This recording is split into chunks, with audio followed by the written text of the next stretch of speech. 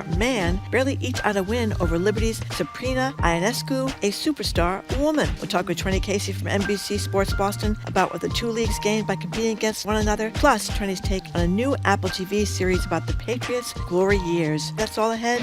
Boston Public Radio, 89.7 GBH.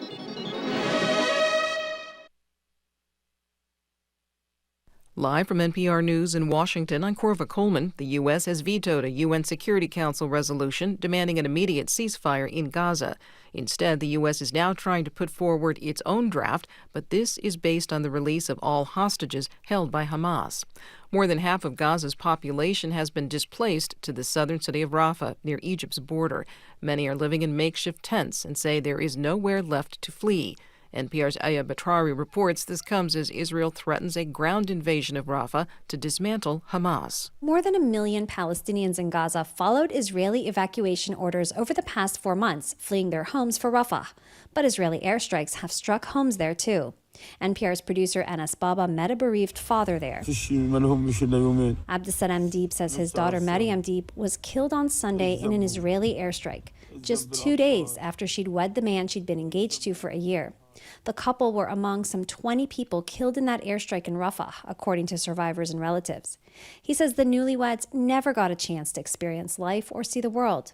And he's unable to bury his daughter or hold her one last time because her body is trapped under the rubble. The Biden administration, which has backed Israel's war in Gaza, is warning Israel against a rushed military invasion into Rafah. Aya Batrawi, NPR News. Secretary of State Antony Blinken is in South America this week, meeting with leaders of Brazil and Argentina. NPR's Carrie Kahn reports his visit comes as Brazil's president comes under fire for heavy criticism of Israel's conduct in Gaza. Senior State Department officials said they expected a, quote, robust conversation about global peace and security with Brazilian President Luiz Inácio Lula da Silva. The U.S. and Brazil have been at odds over the war on Ukraine and Israel's war against Hamas. Relations between Brazil and Israel have deteriorated rapidly. Over the weekend, Lula equated Israel's conduct in Gaza with Hitler's killing of Jews. Lula has been declared persona non grata in Israel, and Brazil has recalled its ambassador to Israel. Blinken is in Brazil for a meeting with foreign ministers of the G20. Brazil holds the rotating presidency of the G20. He then heads to Argentina to meet with its new far-right libertarian president. Carrie Kahn, NPR News, Rio de Janeiro. Much of California is under flood watches today. Another atmospheric river has swept through the state. Southern California is getting the brunt of it this morning. Parts of Los Angeles and Ventura counties could get another 3 to 5 inches of rain today. National Weather Service meteorologist Carol Smith says that water is falling on ground that is already waterlogged. We're really expecting to see the mud and rock slides, the landslides, and the soil just can't hang in there anymore. In addition to the rain, some Southern California areas could get wind gusts that reach tropical storm strength. You're listening to NPR. Good morning. With the latest from the GBH Newsroom, I'm Henry Santoro. The chair of the Mass Gaming Commission is stepping down from her position next month. Massachusetts Governor Maura Healey announced today that Kathy Judd Stein, chair of the commission, plans to retire from public service upon the completion of her term, effective next month, March 21st. Judd Stein was first appointed to the Mass Gaming Commission in 2019 by then-Governor Charlie Baker and reappointed on March 21st of that year for a full 5-year term. Healey says the search is now on for her successor. A group of Falmouth residents calling for the town to address how it disposes of surplus guns from the police department. Currently, the department trades in old weapons when it buys new ones, but the citizens group Falmouth Gun Safety Coalition says that allows guns to stay in circulation. At a recent meeting, the town's attorney, Maura O'Keefe, presented a new plan to create a fund that residents can donate money to pay for destroying the guns the police department no longer needs. O'Keefe says a nonprofit might be able to raise funds to offset what the town would receive in trade-in value. It just might be helpful if there was an organized 501c3 because they would be able to, in an organized fashion, raise funds to do that. The select board agreed to have the town manager continue to explore that idea. In sports, the Bruins off until tomorrow. The Celtics are back from the All-Star break on Thursday. Sunny, mid-30s today, passing clouds overnight, low 22. Mostly cloudy, near 40 tomorrow. We're at 29 degrees in Boston. This is GBH News. Support for NPR comes from NPR stations. Other contributors include Charles Schwab, committed to putting clients first, with financial consultants ready to serve clients and 24/7 live help. Learn more at schwab.com. And the listeners who support this NPR station.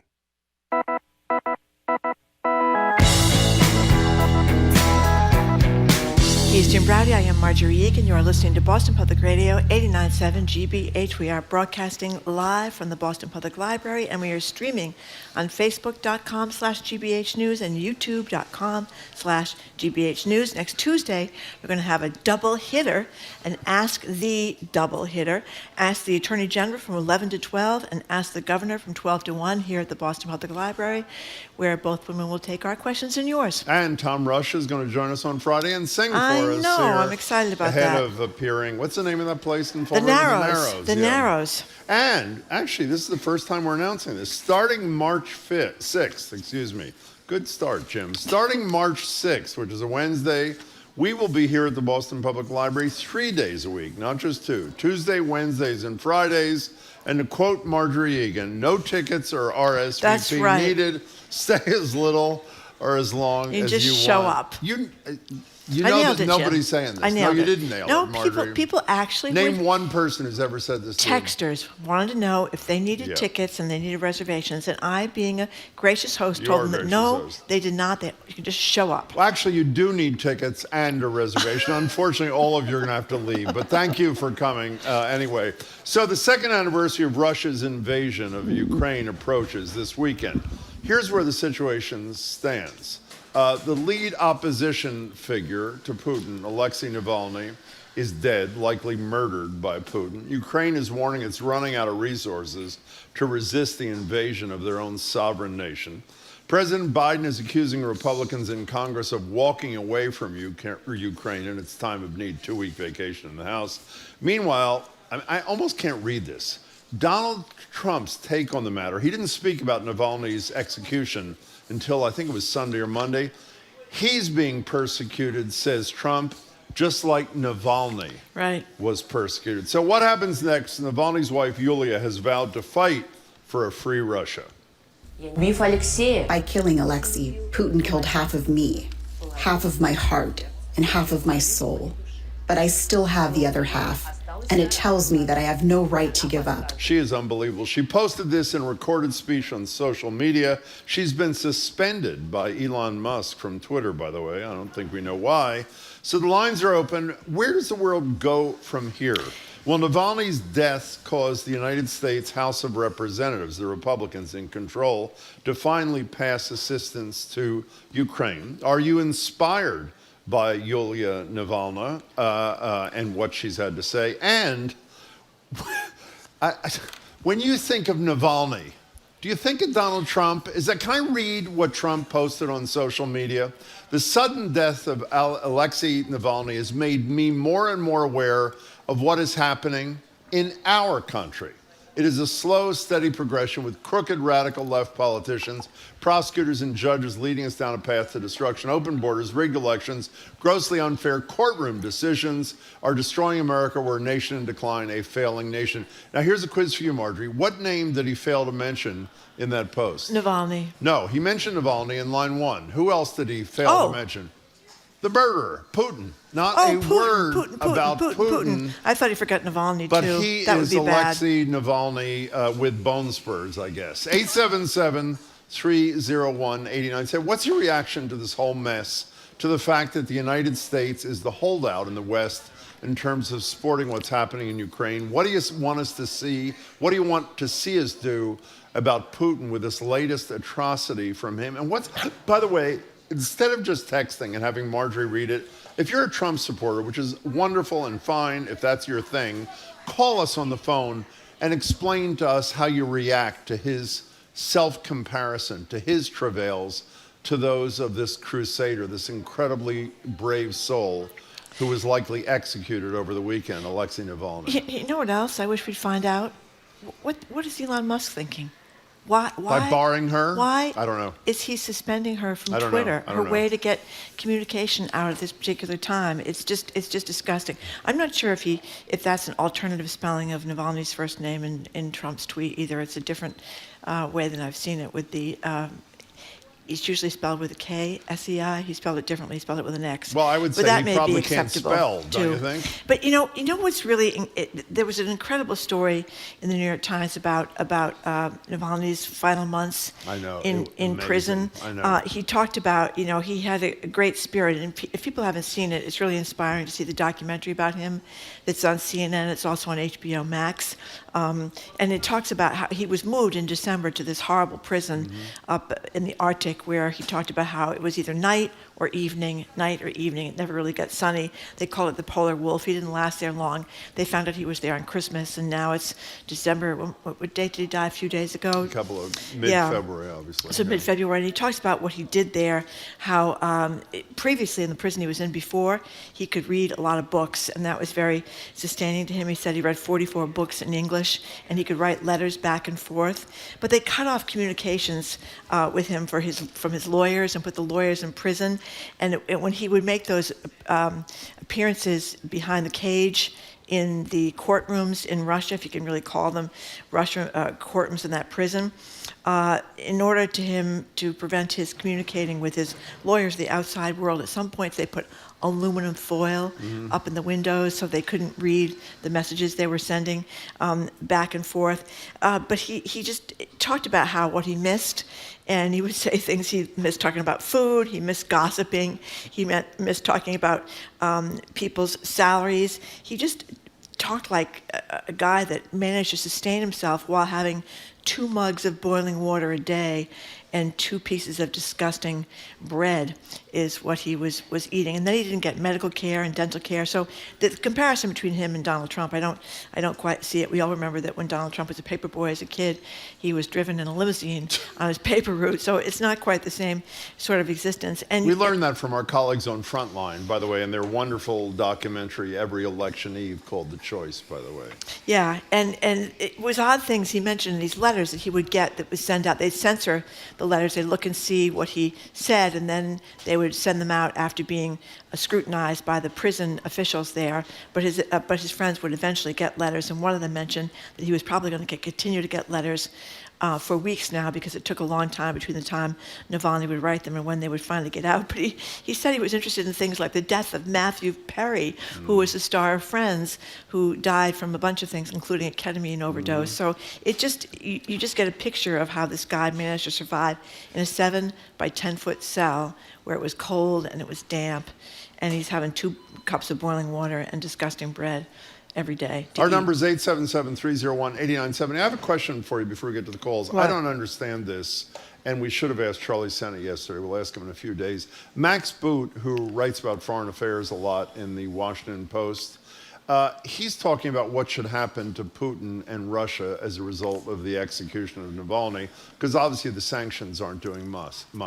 He said, send to Ukraine the estimated $300 billion. That's 5 times as much as is in this piece of legislation, in frozen Russian assets held in the West, primarily in a Belgian clearinghouse. The European Union and the Group of 7 recently agreed to send to Ukraine the profits from the Russian holdings, which would amount to $4 billion a year, which is probably nothing, but it'd be far more effective to send the entire amount to make clear to Putin that aggression does not pay, literally. If any of you understand, or maybe Zoe, if you could take a look at this, I don't really understand why we would not, if we have the power to do this, transfer the $300 billion in Russian assets immediately to Zelensky in Ukraine, and it sounds to me like a terrific solution. By the way, an anonymous texter has a question for you. Do you need tickets or reservations to attend Boston Public Radio at the library? Yes, you do. No, you do not. 877-301-8970. We're talking about Navalny, we're talking about Putin, we're talking about the incredible cowardice and megalomania of Donald Trump comparing his plight to that of the murdered Navalny. It's just unbelievable. And the courage of Navalny's wife to say she will lead the charge. And one more thing about Navalny, he was very concerned about the possibility of Trump getting elected again. talked about it being very, very scary, and he thought that he was very concerned about President Biden's health and wondered why Democrats weren't more worried about President Biden's health. And by the way, his wife has been living in Germany. I don't know. Navalny himself said he had to come back to Russia because he didn't feel fair. It was fair to ask people to stand up against Putin in Russia while he was safe in exile. She's got 2 children. One of them is in college, and one of them is a teenager. California, actually. And she's Stanford, his daughter. I would not go back to Russia. I mean, he'd get her in prison in a second. 877. By the way, I'm sorry to interrupt you. What? The Hill has a story that came up a few seconds ago about the suspension of Yulia Navalny from Twitter? Navalnaya. It was X, meaning Twitter, suspends accounts which violate the X rules. I have no idea what that means. However, it was temporary. She allegedly was restored. Good. 30 minutes later. No immediate explanation was given for the account's suspension. 877-301-8978. Let's go to Jono in Thorn. We don't know where you are, but hello Yeah. anyway. Hi there. How are you guys? Good. Fine, thank you. Great to hear you. Thanks. Just a couple of things. I'm a longtime Democrat. In fact, my father back in the early 60s said we would move out of the country if Goldwater won. So it goes back a ways. I am shocked and saddened, but not surprised, both by the execution of Navalny and the comments from Donald Trump. And one of the things that I'm asking as well as pointing out, as a fan of the Vice President, Kamala Harris, and the importance of having a woman of color in that position, can Biden switch Vice Presidents to someone that might be more electable and more known, I guess, to the public? Well, let me say 2 things. John, thanks for your call. The connection's pretty rotten. The likelihood of him replacing Kamala Harris in a Democratic Party, particularly where he is losing the votes of African Americans, I would say is about 0 in 100 million. It's not going to happen, but he could. Obviously, the convention is the one who nominates the presidential candidate and the vice presidential candidate, but it is simply not happening. You know, I've said this 1,000 times, and I'll say it 1,001. Hearing this kind of comment, as Jono said, from Trump and how appalled he is, while it's so much a piece of who Donald Trump is that everything is about him. The troubling thing that I continue to obsess on is there are still 60, 70, 80 million people in this country who are totally fine with it. Totally fine with him comparing himself to this crusading, courageous hero and talking about his personal persecution in the same way that Navalny suffered. But again, we're going to talk about this later with Sue O'Connell. I've talked a lot about Sinclair Broadcasting that owns all these television stations around the country, and local newspapers are dying, as everybody knows, and people still tune into their local news, at least older people do. And places like Sinclair Broadcasting are kind of it's a Trump broadcasting operation. It is. 184 television stations, I think it's something like that. Yeah. And there are these, I think people are in 2 different news bubbles. You don't hear, I don't know what Fox News said about this comparison to Navalny, because I haven't looked at Media 8, which, whatever you call it, the one that monitors what he does. But they don't hear these things. And if they do hear them, they don't believe them. And that's what I think we've learned, that there's just 2 different, it's the propaganda in the United States is getting to be almost as effective as the propaganda in Russia. You know, you think about people not getting the truth in Russia, they have to really search it out and go online and try to get circuitous routes to it. And, you don't need a circuitous route here. All you need to do is crack your mind open a little. But that's right. But I think that people are in their little news bubbles, and apparently. I think that's one of the problems. 877-301-8097. Where are we going next, Brighton? Where do you want us to go, please? We need a little help here. As Texter says, Donald Trump comparing himself to Navalny is like Dan Quayle comparing himself to Jack Kennedy. Although it's much worse, but that was a pretty fine moment when poor Dan Quayle tried to compare himself. And remember the line back from the vice presidential candidate? Yeah, I knew Jack. What was his name? The guy that I knew ran? Jack Kennedy. I work with Jack Kennedy. And Sir, you are no Jack Kennedy. Yeah, that was a great moment. Steve in Cambridge, you're next on Boston Public Radio. Welcome to the show, Steve. Hi. Hey, guys. How are you? Good. I just got a couple of quick comments, and I'm not defending Putin, but was Navalny actually murdered, or did he die from something else? I think everybody freaked out about him being murdered. I'm saying every sane analyst whose comments I've heard or read say that, well, obviously there's no proof now because they're not allowing the body to be seen by Navalny's mother. Every sane analyst says that he was killed by Putin and his people. Do we have proof of it yet? The answer, if that's your question, Steve, the answer is no. No, what you saw, though, is I think the day before, he was in one of those cages inside the prison, and he was joking with prison guards, so he was obviously fully compos mentis. I don't know how healthy he was. Well, also the medic who saw him after he died saw bruises all over his body. Yeah, and they weren't sure if those bruises were trying to revive him. His wife thinks it was the second administration of that Novichok, that nerve agent that nearly killed him the first time around. And apparently the way that works, and what we learned in the documentary, is he went into pain in the airplane when he was flying through the air in Russia, and he was taken off the airplane and revived, and eventually moved into a German hospital. But that Novichok, I guess what it does is it disappears. Traces of it disappears after several days. I don't know how many days, but that's one of the theories, is that they're not releasing the body until the traces of this poison disappears. But we don't know if that's it. We don't know if he was beaten to death. We don't know what happened to him. So continue, Steve. I'm sorry. All right. So that's my point. Before everybody jumps to conclusions, I mean, 99% of the time, he probably was murdered. You know what I mean? But we don't know for sure. So until they know for sure, they can't be jumping to these conclusions. As far as Donald Trump, not mentioning too much about Putin and whatever happened, but I think he's got bigger fish to fry. I think he's worried about his own problems, with all these court cases and everything else. Yeah. So, he might be a little bit bitter, granted, and worried about his own stuff than some journalist that nobody really knows or cares about, but except for other journalists. They all freak out when a journalist gets killed, but they don't care about the hundreds of thousands of Ukrainians or Russians that are getting killed in the war. But one journalist gets killed, everybody's, going crazy about it. I have to say, I don't really get your call, Steve, at all. But thank you for the call, I guess. By the way, Zoe has checked out this whole thing about this $300 billion.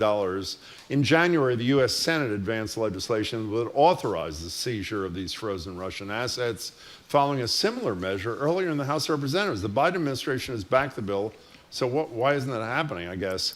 Apparently, the G7 will further discuss, here's the answer, using this Russian money to rebuild Ukraine. Well, they have to win a war first.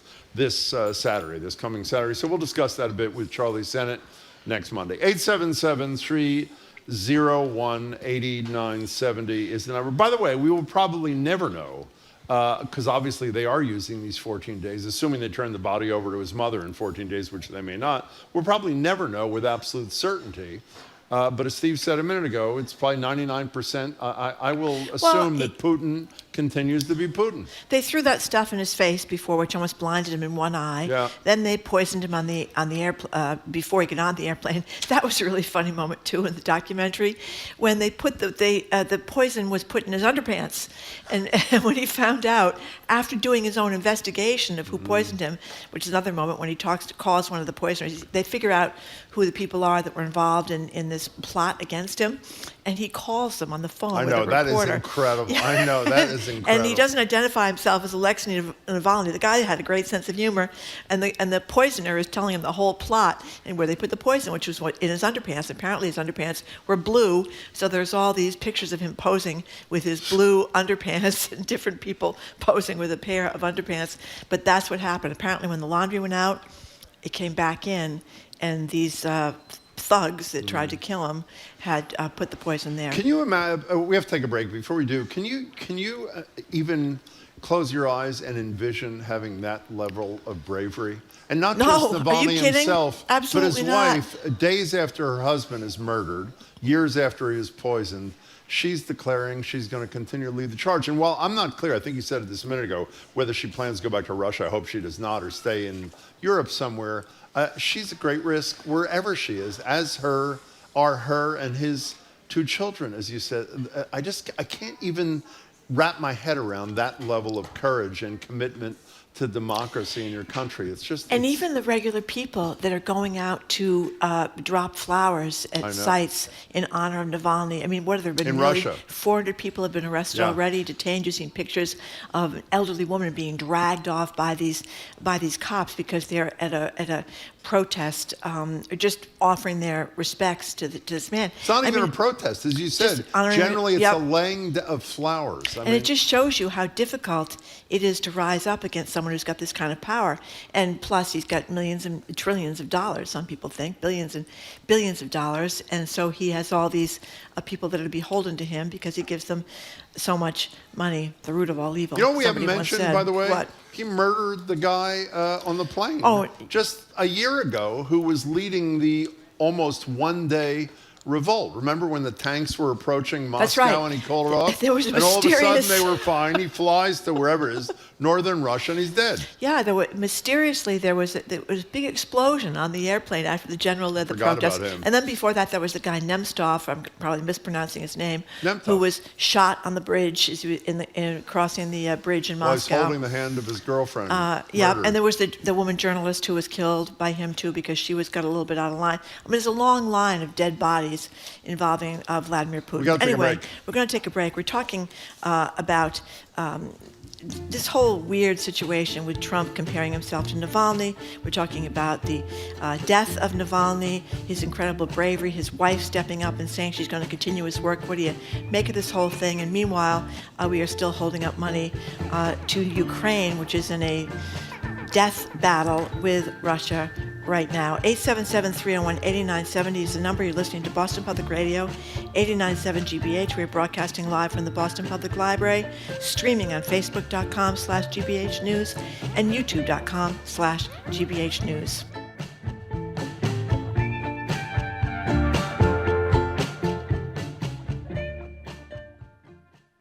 Most Boston residents are people of color, but the city remains starkly segregated. Systematic racial inequality has a long history in the city. From GBH News, I'm Saraya Wintersmith, host of What Is Owed, a new podcast exploring what it looks like for one of America's oldest cities to figure out its reparations debt. Do you have thoughts to share about this issue? We'd love to hear from you. Call or text your comments to 617-958-6061. Support for our programs comes from you. And Boston Harbor Hotel, celebrating the 35th annual Boston Wine and Food Festival. Through March 29th, you can experience winemaker-hosted dinners, seminars, and more. Details at boswineandfoodfestival.com. And Bryant University, presenting the 27th annual Women's Summit, Passion, Purpose, Power, Possibility, on March 14th, with keynotes by Lisa Leslie and Susan Packard. More at wsummit.bryant.edu.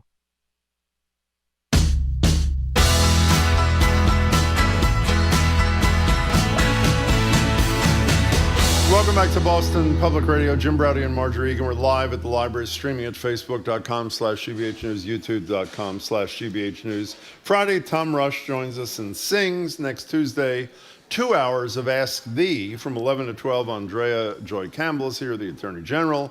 Noon to 1, immediately after, the Governor Maura Healey is here. And starting March 6th, which is a Wednesday, Jim, we will not be at the library 2 days a week. We'll be here 3 days a week, Tuesday, Wednesday, and Friday. If you're just tuning in, we're talking about the likely murder of Alexei Navalny, his wife's commitment to continue the fight in his name, the House of Representatives on a 2-week vacation, at the same time doing nothing to help the democracy protectors, putting their lives at risk in Ukraine, and the thing that I can't get out of my mind, Donald Trump finally commenting on the, as he calls it, the sudden death of Alexei Navalny, making him more and more aware of what is happening in our country, of course, to him. 877-301-8970. I just want to mention we got a text from Kathy here in the cafe somewhere. Hello, Kathy. There she is, right in the front row. Hey, Kathy. Yeah, we were just talking about Dan Quayle and the debate with Lloyd Bentsen years ago, comparing himself to JFK, and Lloyd Bentsen saying, "I work with JFK, you're no JFK." But Kathy rightly points out it was Dan Quayle who convinced Mike Pence to do the right thing on January 6th. Remember when Pence called Quayle to ask for advice? Yeah, he was one of the people who said to do the right thing. By the way, here's a little trivia. And he gets some points for that, as Kathy says. Who was the young reporter who was the first to report that Lloyd Bentsen was Michael Dukakis' pick as vice president? John King. John King. Yeah, he'll be with us. Press. He'll be with us a long time ago. Later in the day. And never mind. I'm not going to read that one. Bob from Pembroke. Thank you for calling. Hey, Bob. Hi. I think one of the things we can do about this Russian mess is we can apply many, many, many more sanctions.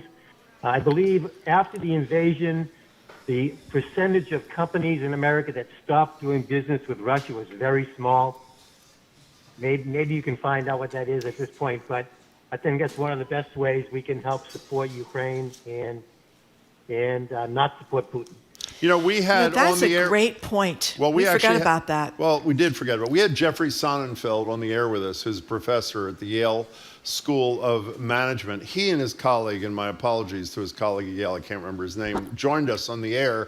They did an analysis of exactly what Bob was talking about, which U.S. multinational companies were cutting back, were stopping to do business altogether, and they did an update about which ones were returning to Russia after their sort of PR announcement early on. We will get Jeffrey and his colleague on again. That was a great idea. Bob in Linfield, hello. Stephen Tiem, thank you so much. Research Director at the Yale Chief Executive Leadership Institute. Thank you for that, whichever of our colleagues told us. Bob, hi. Hey, guys. Thanks for taking my call. Thank you.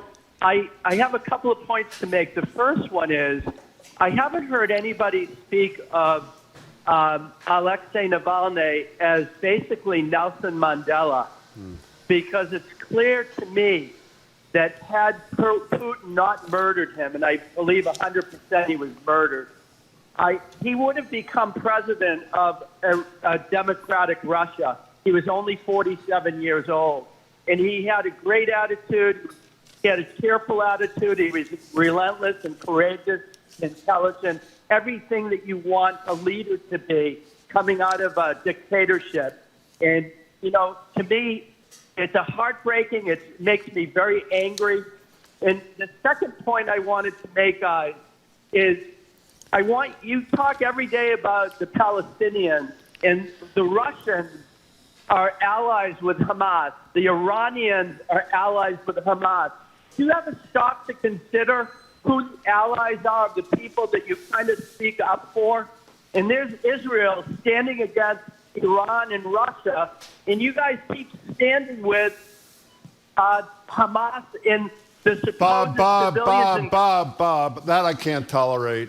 You have never heard on this show anybody, any guest, Marjorie nor me, standing with Hamas. That is borderline idiotic and insulting. What we have said is October 7th was an unmitigated horror show, as is the killing of roughly 29,000 innocent Palestinians. So if you're going to criticize us, which is totally fine, please try to get your facts right, particularly on something that important. Bob, thanks for the call. 877-301-8970 is our number. Yeah, did the previous caller, the gentleman that called up first a while ago, talk about Navalny's a journalist? A lot of people are texting to say he wasn't a journalist, and he wasn't, obviously. I missed that if he did. Okay, John from Westford, thank you for calling. Hey, John. Hi. Hi. There is a journalist, though. Yeah, there was a journalist that died in prison. He's an American, a U.S. citizen. His name is Gonzalo Lira. He was a 55-year-old journalist who died in Ukraine. And it's kind of hypocritical how the press and the administration just kind of like whitewash it, that Zelensky imprisoned not only an American journalist, but many of his own journalists. And they're dying in prison now. along with the Russian Orthodox clergy. A lot of the church members and the clergy have been in prison, along with political opposition. American journalists. I am not familiar with this. Well, actually, we will discuss that. I'm looking quickly because I wasn't familiar with it either. We'll discuss that with Charlie Sent on Monday, too. At least the first account I saw online from a credible news source says, this is not to justify his death, is that he was spreading Russian propaganda in Ukraine. But you have our word, John. We will bring it up with Charlie Sennett on Monday. Thank you for Well, our staff bringing it is up with telling us that from in Russian media is reporting that Tucker Carlson reports on the death of an American reporter in Ukraine in custody, but I'm not familiar with that either. Certainly not more than one, a bunch of American journalists. You know, before we break, I often ask you off the air, when Donald Trump goes home at night, is he scared and is he humiliated? And neither of us know.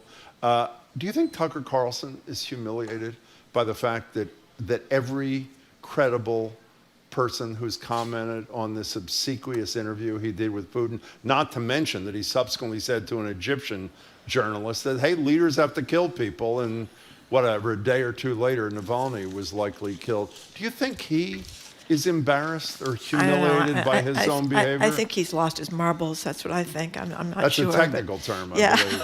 Unhinged. That was a word I used to use years ago for Donald Trump, who's even more unhinged now. You were right. But anyway, we are taking a break from this because we're going to talk with Trenni Casey, not Trenni Kuznarek. She's a married lady now. She's Trenni Casey from NBC Sports Boston. We're going to talk about a great time for women in basketball in recent days, plus this great new series on the Patriots' glory days called Dynasty. It's really terrific. It's airing right now. We're going to hear all about that and more sports news from Trenni Casey, NBC Sports Boston. You're listening to Boston Public Radio 89.7 GBH. We are streaming at youtube.com/GBH News and facebook.com/GBH News.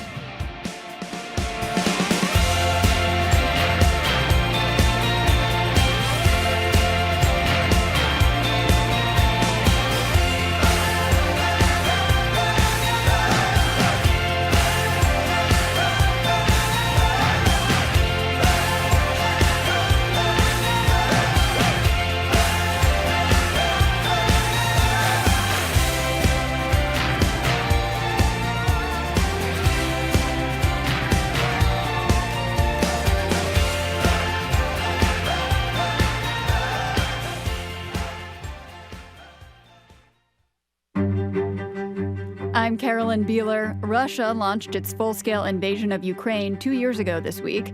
Since then, thousands of lives have been lost, and Ukraine's fight to recapture its territory has ground to a stalemate. We'll bring you the latest news from the ground in Ukraine and Russia's plans for the future. That's next time on The World. This afternoon at 3, here on GBH News 89.7. Support for GBH comes from you and the Office of the Massachusetts State Treasurer. The Unclaimed Property Division is holding unclaimed funds from medical bills, uncashed paychecks, savings accounts, and more. To see if you have unclaimed money, you can visit findmassmoney.gov. And the Simmons Leadership Conference, Wednesday, April 3rd, in person and online. A day of inspiration, skill building, and networking, featuring Trevor Noah, Gloria Steinem, and Padma Lakshmi. InclusiveLeadership.com.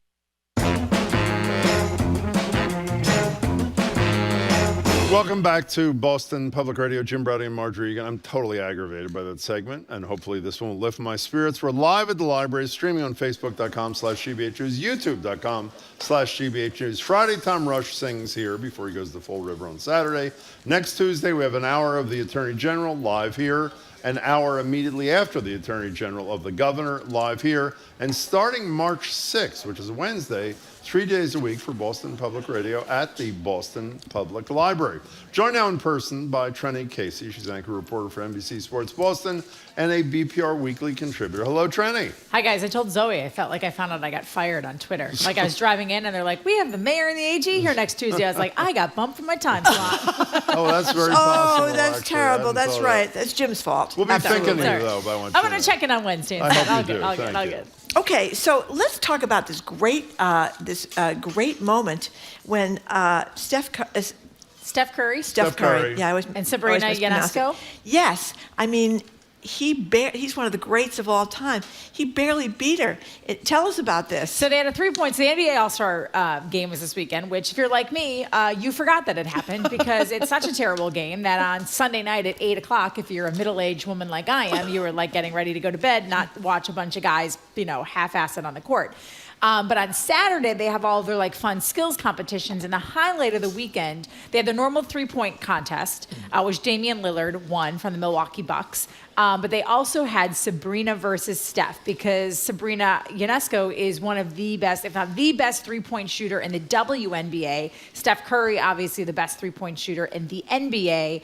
And they went off against each other. And like Steph said, he was legitimately nervous beforehand. And it was pretty equal footing.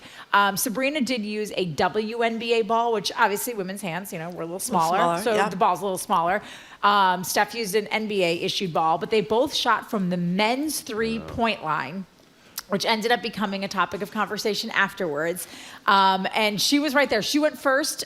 She hit 26 threes. Steph hit 29 threes and ended up winning. But it was great. It was super fun. Both enjoyed it. And I should point out, Sabrina was offered the opportunity to shoot from the women's 3-point line, which is similar to men's tees and women's tees in golf, a little bit closer. And she said, no, if we're going to do this, as long as I can use a ball I'm comfortable with, let's make it equal and even. And she held her own. She was awesome. It was great. And I hope this is something they continue to do. The All-Star game is honestly such trash now. Why? That people, it's just, guys don't care. Oh. NBA players want to get paid. I mean, any They athlete wants to these endless 3-point shots. Yeah, it's like a dunker. It's like constantly dunking or shooting 3 points. There's no defense played. But even like the 3-point contest is still, I guess, somewhat competitive. But no one's in the dunk contest. Like the guy who won so Jaylen Brown was the only actual All-Star who was participated in the dunk contest. He was the first guy since 2017 that was actually an All-Star playing in the All-Star game to participate in the dunk contest, because no one wants to do it. Guys don't want to be embarrassed. They don't want to get hurt. They don't get paid anything extra for it. So this kid, Mac McClung, won for the second year in a row. You don't know who Mac McClung is because Mac McClung? He's not on an NBA roster. He's a G leaguer. Do you know who Shaquille O'Neal is? Yes, they dunked over him. 7 feet Shaquille tall. He O'Neal. weighs 325 pounds. Yeah. McClung, who is 6'2", jumped over his head to dunk the ball. Having said that, I'm embarrassed to say, I have no idea why I even did this. I watched at least 75% of the whole All-Star thing. Every single thing was worse than the dunk contest horrible, 3-point horrible. This thing with Curry and Ionescu was one of the most fun, exciting things ever. And if you didn't watch it, I think they each get 70 seconds or something. Yeah. Google it on YouTube, watch. I think she hit like her first 5 shots. Yeah. I'm worried, oh my God, the pressure, this woman who I'd never heard of, I have to tell the truth, is going to miss and it's going to be she's awesome. Deadly. She was incredible. She's awesome. And had she been in the regular 3-point competition with the men, all the men, she would have made it into the finals because she had 26 points. Yep. I mean, it was so inspirational. Did you see it? People have said yeah, it's great. That what they should do is always make it a WNBA, NBA thing. Like, make it interesting. Like, team Dame Lillard up with somebody from the WNBA. Like, have guys who are good 3-point shooters in the NBA team up with someone in the WNBA and make it that. Because it's just, the whole NBA All-Star experience has gotten everyone who went, like we had Gary Washburn from the Boston Globe on my show yesterday, and he just was complaining about the whole entire thing. And even Adam Silver, if anybody, again, I didn't watch the game, the commissioner of the NBA, after when he presented the trophy to the East, so the East beat the West 211 to 186. 211 points were scored. He said, "You set a record of points scored. Well done." Like, he was so angry about it because they did say to them last year, like, to the players, hey, you guys have to kind of, like, you have to make this competitive. No one wants to watch. This is terrible. But you got to, Washburn said yesterday, you got to pay the guys who win $1 million.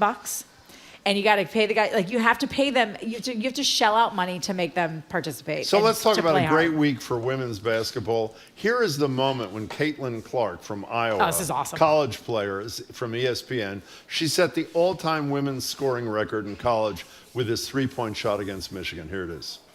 Here comes Clark. How will she go for history? There it is!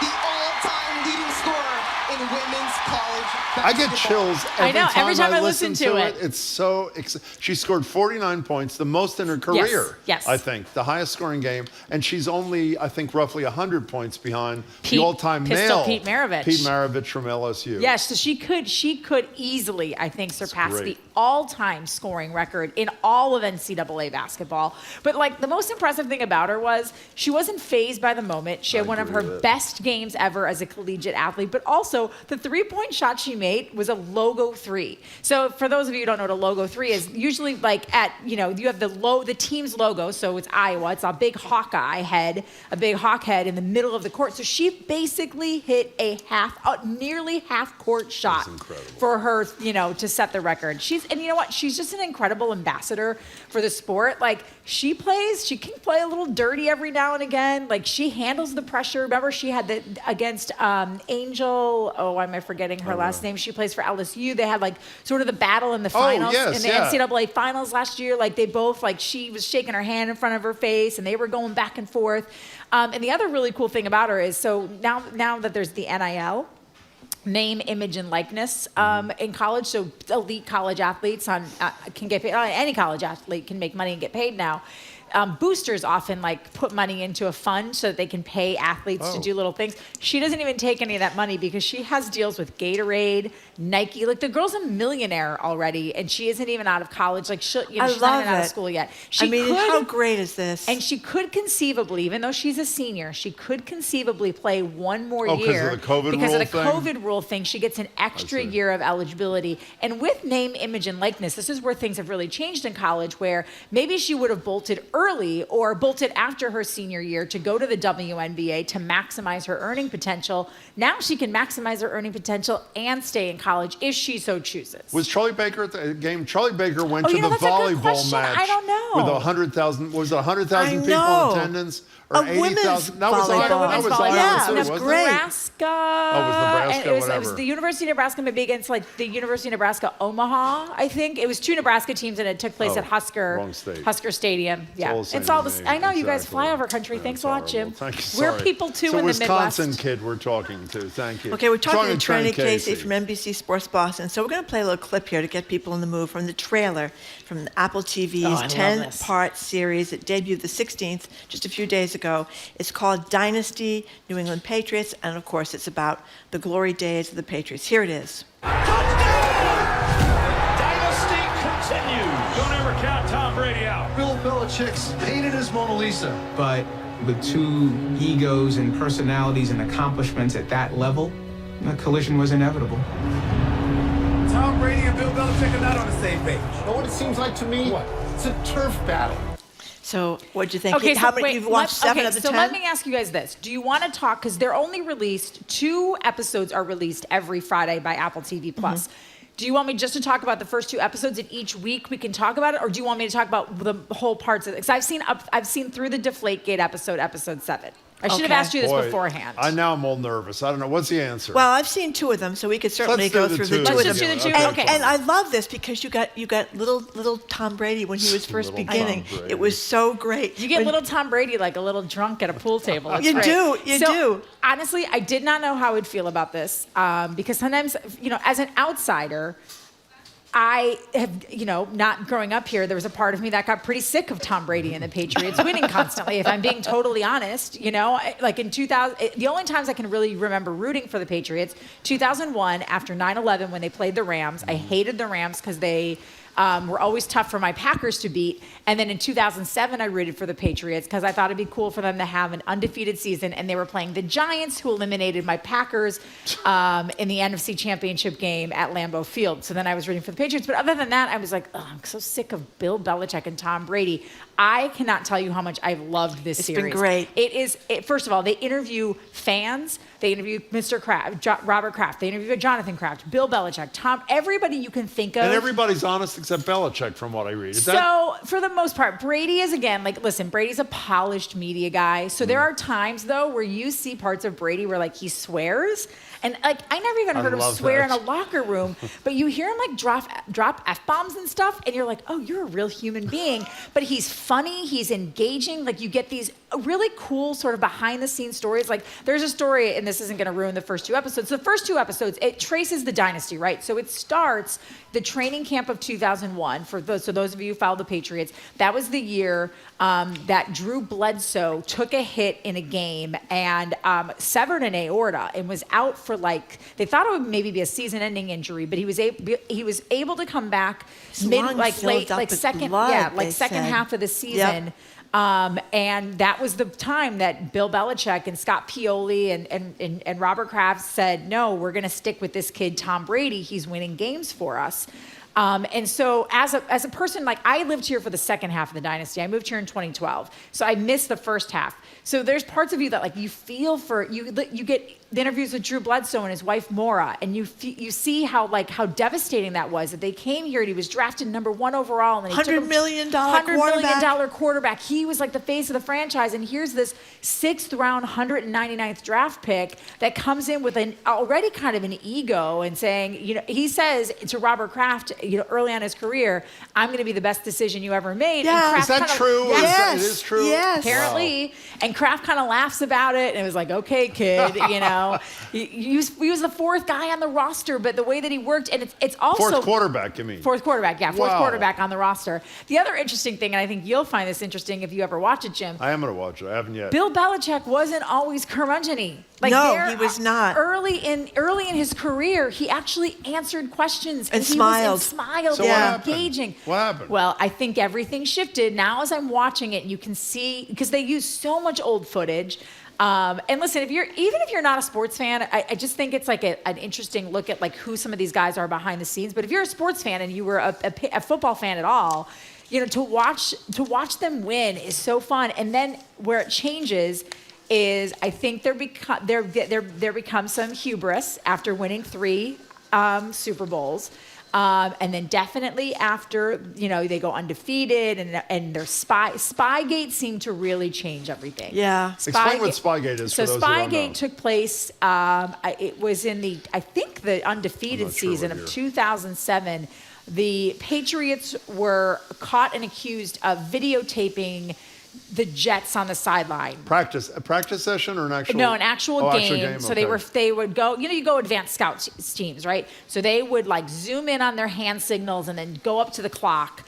And they read Belichick. I mean, the letter of the law is you cannot videotape anyone to use it for a competitive advantage in the way that they did it. And he claims that he didn't know the rule. And they say to him when he's sitting in this chair, and they kind of catch him in a lie. They catch him in a lie.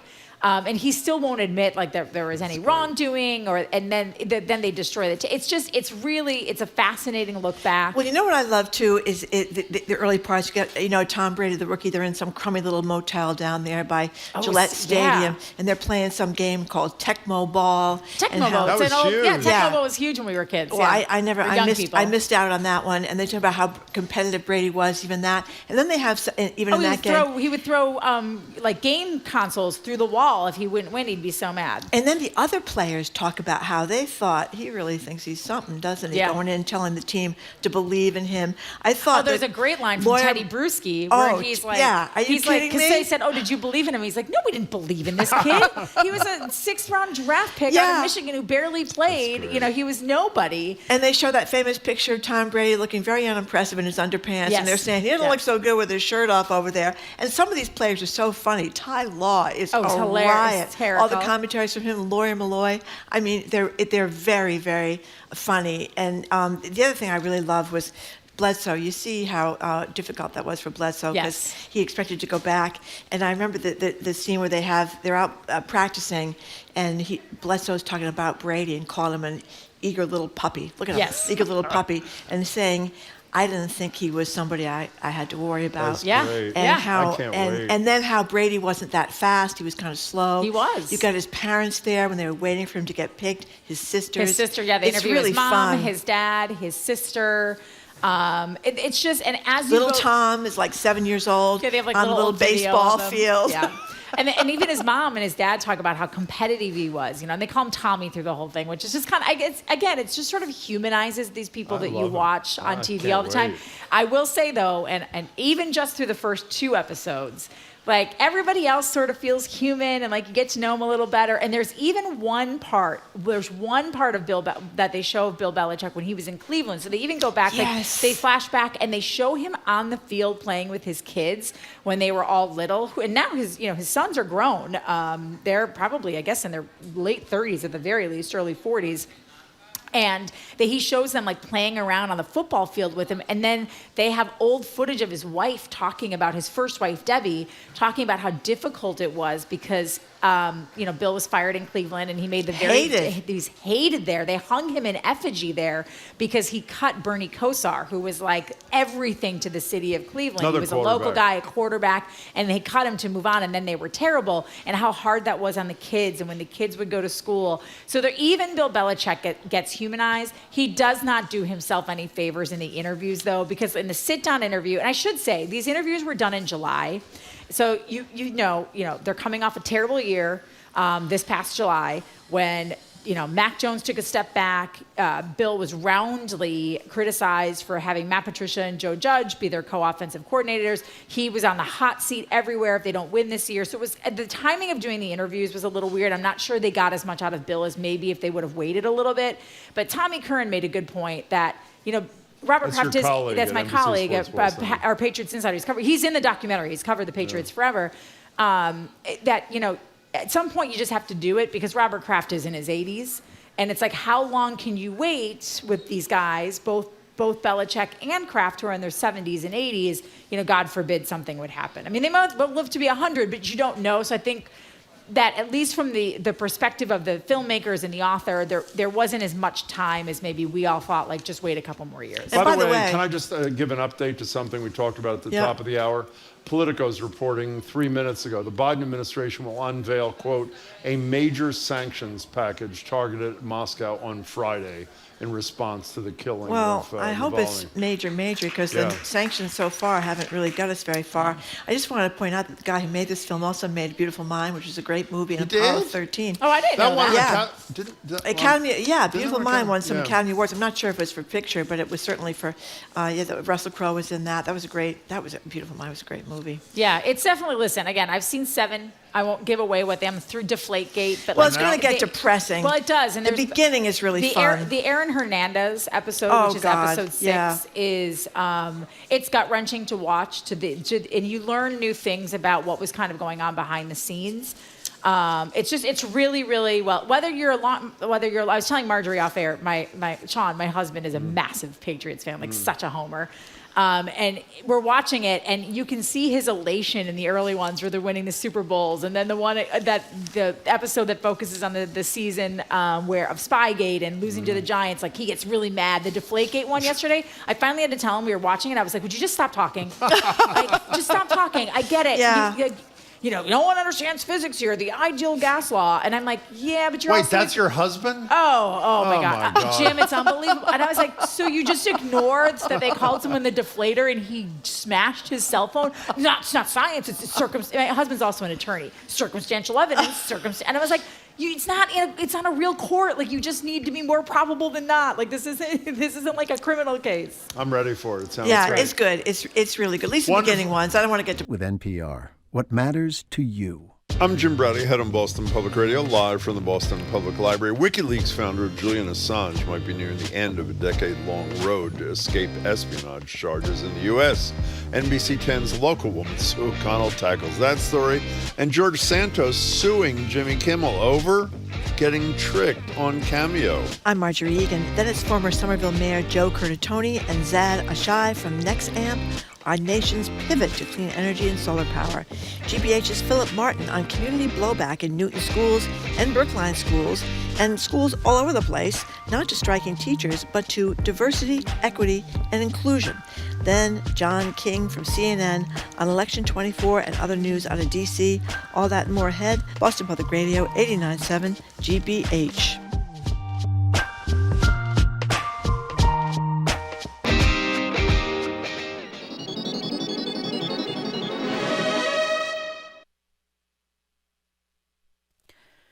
Live from NPR News in Washington, I'm Lakshmi Singh. The United States has vetoed another UN Security Council resolution on Gaza, rejecting calls for an immediate ceasefire. NPR's Michelle Kellerman reports Washington has proposed its own draft, which it says would support delicate hostage diplomacy. The draft resolution that Algeria proposed would have demanded an immediate humanitarian ceasefire. U.S. Ambassador Linda Thomas-Greenfield says doing that without requiring Hamas to release hostages would not bring about a durable peace. While we cannot support a resolution that would put sensitive negotiations in jeopardy, we look forward to engaging on a text that we believe will address so many of the concerns we all share. The U.S. draft supports a temporary ceasefire based on a hostage deal. Thomas Greenfield says diplomats are working on a deal that would bring about a 6-week pause in fighting. Michelle Kellerman, NPR News, the State Department. The mother of the late Russian opposition leader, Alexei Navalny, is appealing to the Kremlin to release her son's body for burial. Today, Lyudmila Navalnaya posted a video message on social media in which she urged Russian President Vladimir Putin to intervene. Russian authorities have refused to release Alexei Navalny's remains. They have also declined to say how Navalny died while he was in prison in a penal colony. Meanwhile, White House National Security Council spokesman John Kirby says the U.S. plans to impose a major sanctions package on Russia in response to the death of opposition leader Alexei Navalny. Jury deliberations are underway for a second day in the National Rifle Association's corruption trial. The state of New York sued top executives with the gun rights group for allegedly cheating donors out of tens of millions of dollars.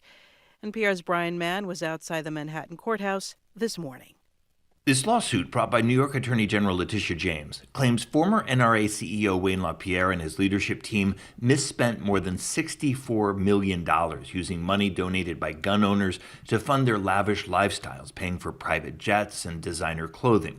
LaPierre, who resigned just before the trial, and other top NRA leaders deny any wrongdoing and say the lawsuit's part of an effort by James, a Democrat, to weaken and silence their group. If they're found liable, they could pay sizable penalties, and a government monitor could be appointed to oversee the NRA's finances. Even before the jury returns its verdict, this case has pushed the once powerful NRA to the brink of insolvency. Brian Mann, NPR News, New York. U.S. stocks trading lower this hour. The Dow Jones Industrial Average down 139 points at 38,486.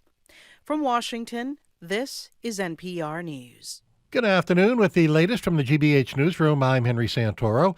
After a storied NFL career, Patriot Matthew Slater is officially hanging up his helmet. GBH's Esteban Bustillos has more. Slater's retirement isn't necessarily a surprise. At the last Pats game of the season, his teammates honored him with special hoodies during warm-ups. The longtime captain is hanging up his cleats after a career in which he won 3 Super Bowl rings and made the Pro Bowl 10 times. In a statement, Slater thanked the people of New England for welcoming him and his family into the community and allowing them to call the region home. Esteban Bustillos, GBH News, 89.7. Good guy. A Ukrainian man has pleaded guilty to his role in a cyber attack scheme that struck a Vermont hospital in 2020. The 37-year-old helped lead a group that installed a malicious software program onto thousands of business computers dating all the way back to 2009. Justice Department said one of the targets was Vermont Medical Center, which lost more than $30 million because of the attack.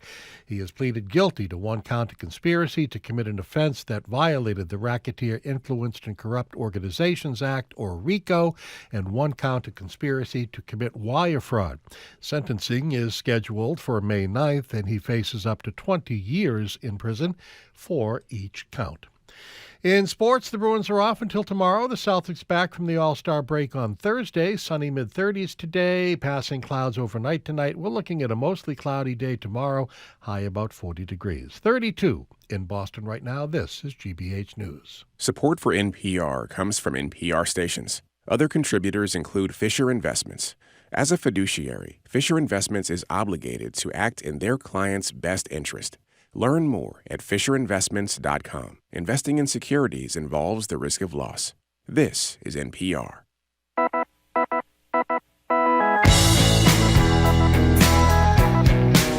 Today's Jim Browdy. I am Marjorie Yegan. Welcome to hour number 2 of Boston Public Radio. We are broadcasting live from the Boston Public Library and streaming on Facebook.com/GBH News and YouTube.com/GBH News. A week from today, we're going to have a doubleheader here at the library. We're going to have Ask the Attorney General from 11 to noon, and then Ask the Governor from noon to 1 here at the Boston Public Library. They will take our questions and yours. And starting March 6th, Jim, we're going to be here at the Boston Public Library 3 days a week. Very excited. Tuesdays, Wednesdays, and Fridays.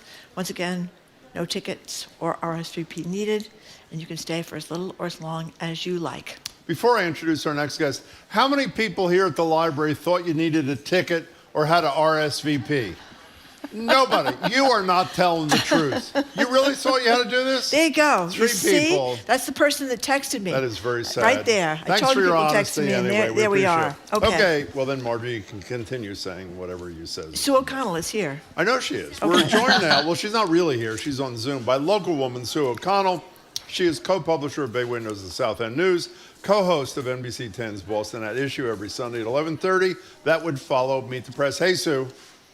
You'll both be happy to know that it's now reached a point that when I am leaving Legal Seafood in Chestnut Hill on Sunday night at 8 p.m., from across the parking lot, someone yells, "It's local woman, Sue O'Connell." I love it. Wait a minute. They didn't say media maven Sue O'Connell. That's my favorite phrase for Sue O'Connell. And my daughter, of course, says, "Look, you're famous." I love that. I love that. So, Sue O'Connell, great to talk to you.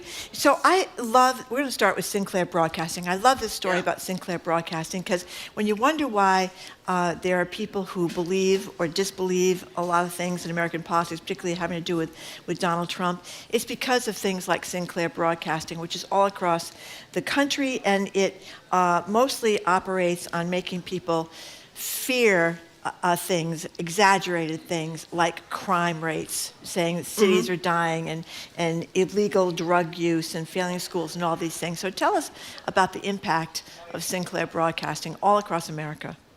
Yeah, the challenge here, Marjorie and Jim, is of course, we see lots of research that shows that although people's trust in media, and depending on how you define media, varies, most people trust local media more than national media, and that includes your radio stations, your TV stations, your newspapers, and Sinclair has a number of local stations. And I always want to balance this conversation a little bit because, you know, having grown up in the Boston market where there have been TV stations where if it leads, meaning if there is a sensational, violent incident that unfortunately happens in Boston, there were some stations you could turn to where it would be the lead story, no matter how it might fit into the rest of the news menu. And same with newspapers, right? I've been giving a lot of advice over the years to do everything I can to not end up on the front page of the Boston Herald, right? So that's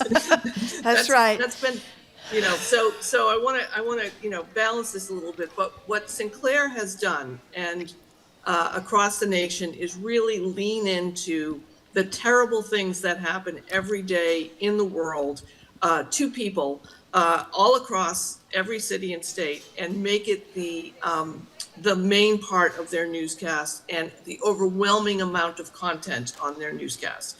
And I can tell you that it's easy enough to do because anywhere you are, there are terrible things happening.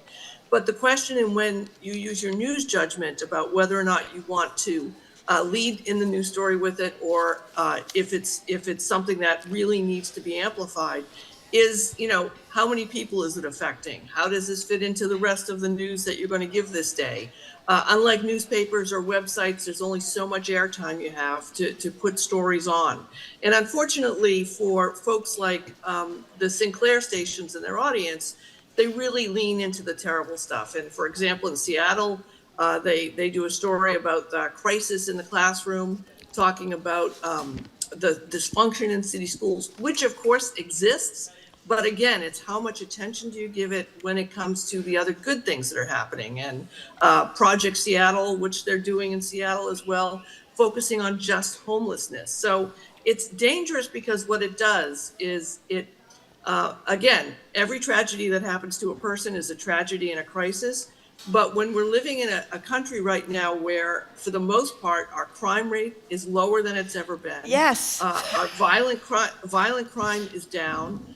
It's probably the safest time to be alive in this country ever. But at the same time, stations like Sinclair are scaring people who are mostly older people as well, who are also more likely to vote. And so they're creating a world where they're just highlighting on the negative, horrific things that happen and not bringing a balance into the reporting. And it's impacting our politics, our government, and how people feel they are in the world. Speaking of them not having balance, you're being too balanced. You said they have a bunch of stations. They have 185 stations in the United States. And as the point is made in the Washington Post, at a time when newspapers are closing virtually every day, the importance of a local television network like Sinclair and the sway it has increases exponentially. And I don't know if you mentioned this, but in the second paragraph of the story, again, in the Washington Post, a key question, they poll their viewers. A key question each poll, according to David Smith, the company's executive chairman, is, quote, what are you most afraid of? Which is essentially Trump's campaign. What are you afraid of? That's what I'm going to focus on. It's really, it is really scary. And by the way, let me just say one more thing. They also have the terror alert desk. Yeah, where's that? And that is all about trying to imply that terrorists are out to get you around every corner. Let me just say one last thing. We talked to Brian McGrory, former editor of The Globe, was with us, I think, last week. And he is consulting with this billionaire, whose name I can't remember, who created a nonprofit paper in Baltimore called the Baltimore Banner. Yep. And the reason the Baltimore Banner was created, according to Brian, is because this guy not only owns 185 television stations, he bought the Baltimore Sun, which used to be a terrific newspaper and is now another rag as part of this Sinclair network. So it's really, it's really frightening, actually. The other problem too with the challenge with Sinclair is that they also have all of their stations do all the same things. There was once a very important point. An editorial that one of the stations aired, and then someone went through and found that every single Sinclair station did the same editorial. And while a network like NBC for the owned and operated stations might offer guidance to stations, it's not dictating how we have to cover and what we have to say in our markets. So you have this mirage of a local station, which is really a national network that's feeding information to people and really feeding into our worst fears. And again, it's kind of like the original clickbait, right? Before the internet was invented. If you have a terrible story, people are going to want to know about it. But again, it's about the balanced diet of what kind of news you get. So if you're watching a Sinclair or a station like that, you have to wonder what they're not telling you, because the world is actually much safer now than it's ever been. Can I ask you both one question unrelated to Sinclair? You're both parents, as we know from listening to the show. One of my daughters just called me 30 seconds ago. Do you think she does not know I have a job? Do you think? I mean, really? Jim, you're a very patient father. Frequently they call you like at 5 minutes of 11, right before you're going to go on the air. Listen, I can tell you the story of January 6th when I was at home during COVID, working from home and watching the terrible events unfold on television. And I said, I think I'm going to have to go in. And my daughter Ruby said, you're not that important. That's right. I think that's my kid, actually. Yeah, that's like when they called me to come in, and I was in for 6 days. But what they don't care about us. There you go. You are very important. You're an essential worker. During snowstorms, when we used to have snowstorms, that was always the thing. The non-essential workers, I do vaguely, and you'd always feel badly if you were a non-essential worker. Nobody cared whether you showed up at the office or not. It could be bad for your future employment. But I wanted to move in on this story. Massachusetts was one of the first states, I think maybe even the first state in the country that said insurance had to cover in vitro fertilization, which is very expensive. That's why we have so many twins and triplets in Massachusetts, because you often wind up with more than one little baby, and it has enabled hundreds of thousands of people, of women that had fertility problems, to have children. Well, the Alabama Supreme Court, and it is Alabama, as Jim pointed out to me, but it said that they just ruled that frozen embryos are people, which means people can be held liable for destroying them, and this is very problematic because there are more embryos than turn into babies, and they are frozen somewhere, and what are you supposed to do with them?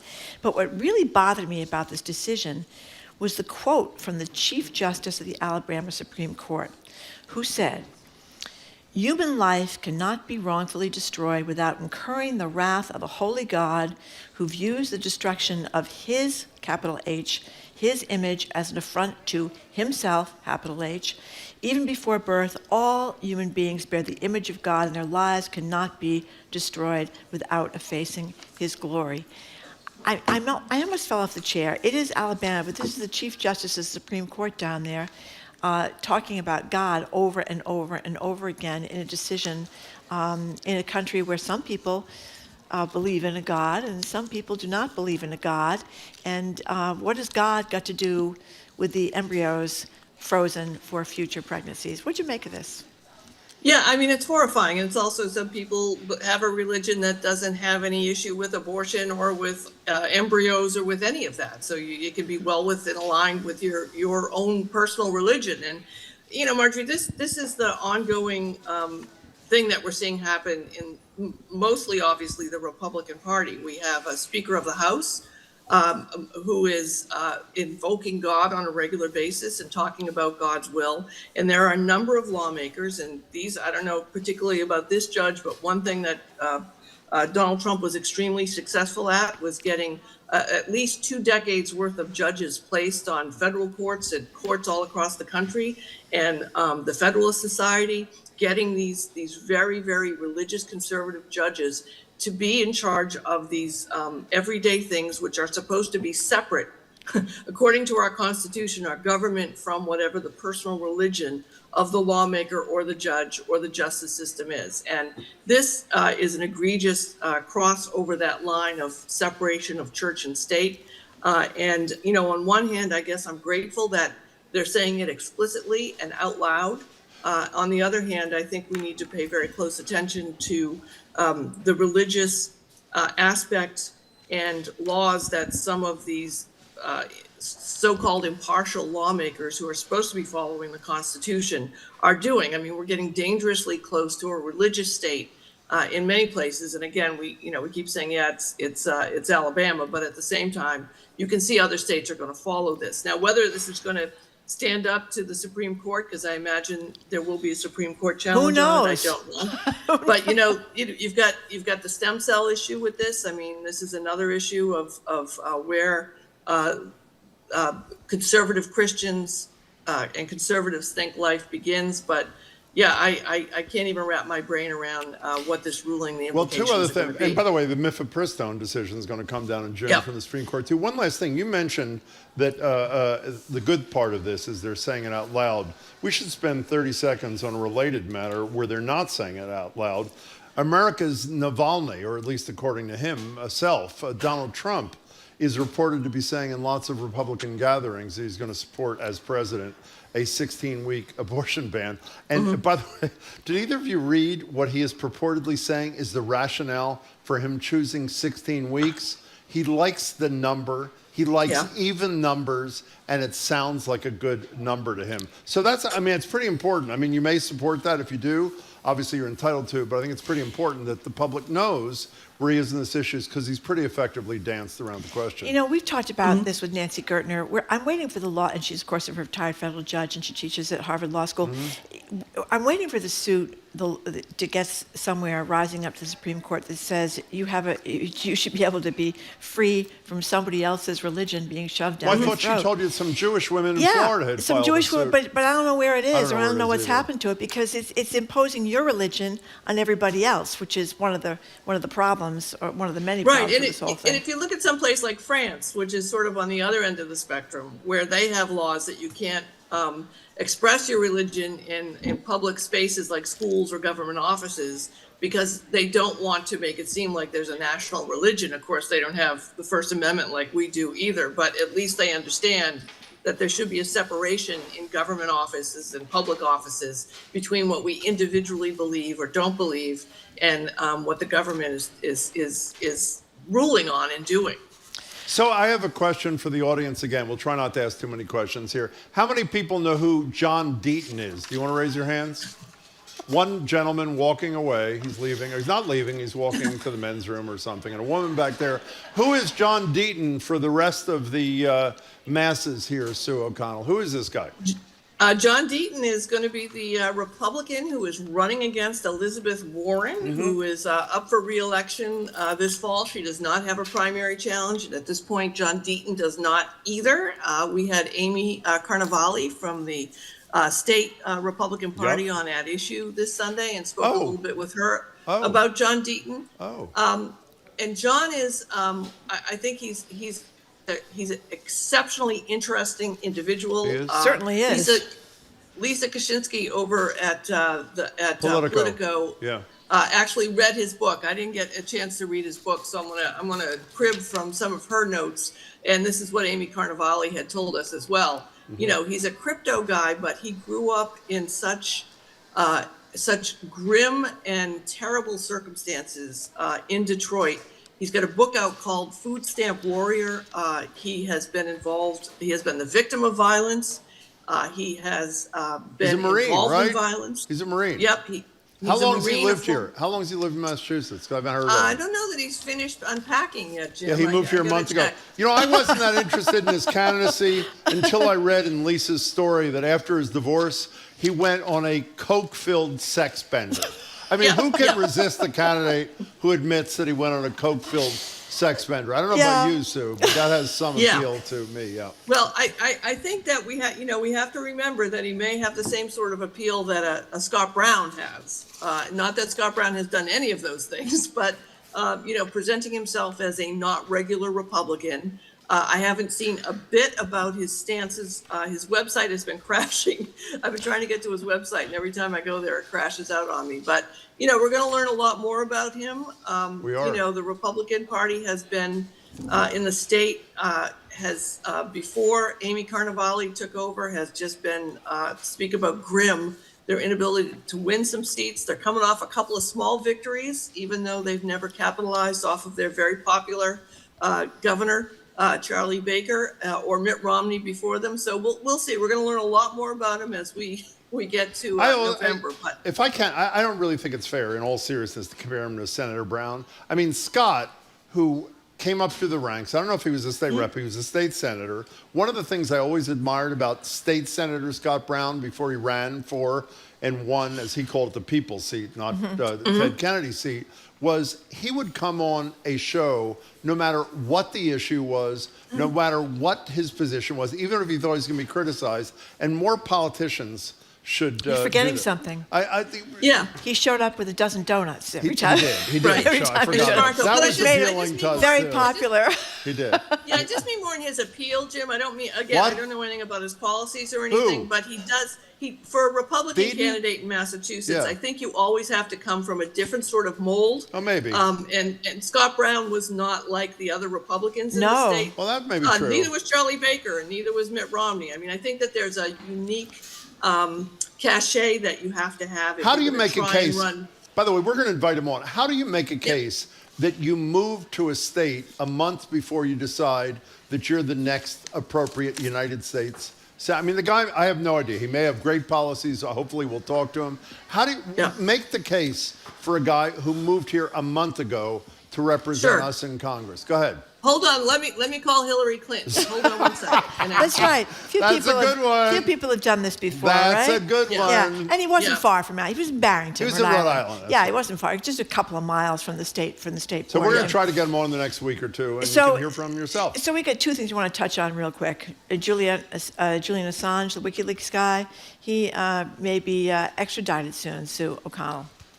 Yeah, this is one of those complicated cases that's been going on so long, it's easy to forget what it was about that Julian uncovered or leaked, however you want to look at it, information exposing some military attacks that America had launched that killed civilians and killed reporters.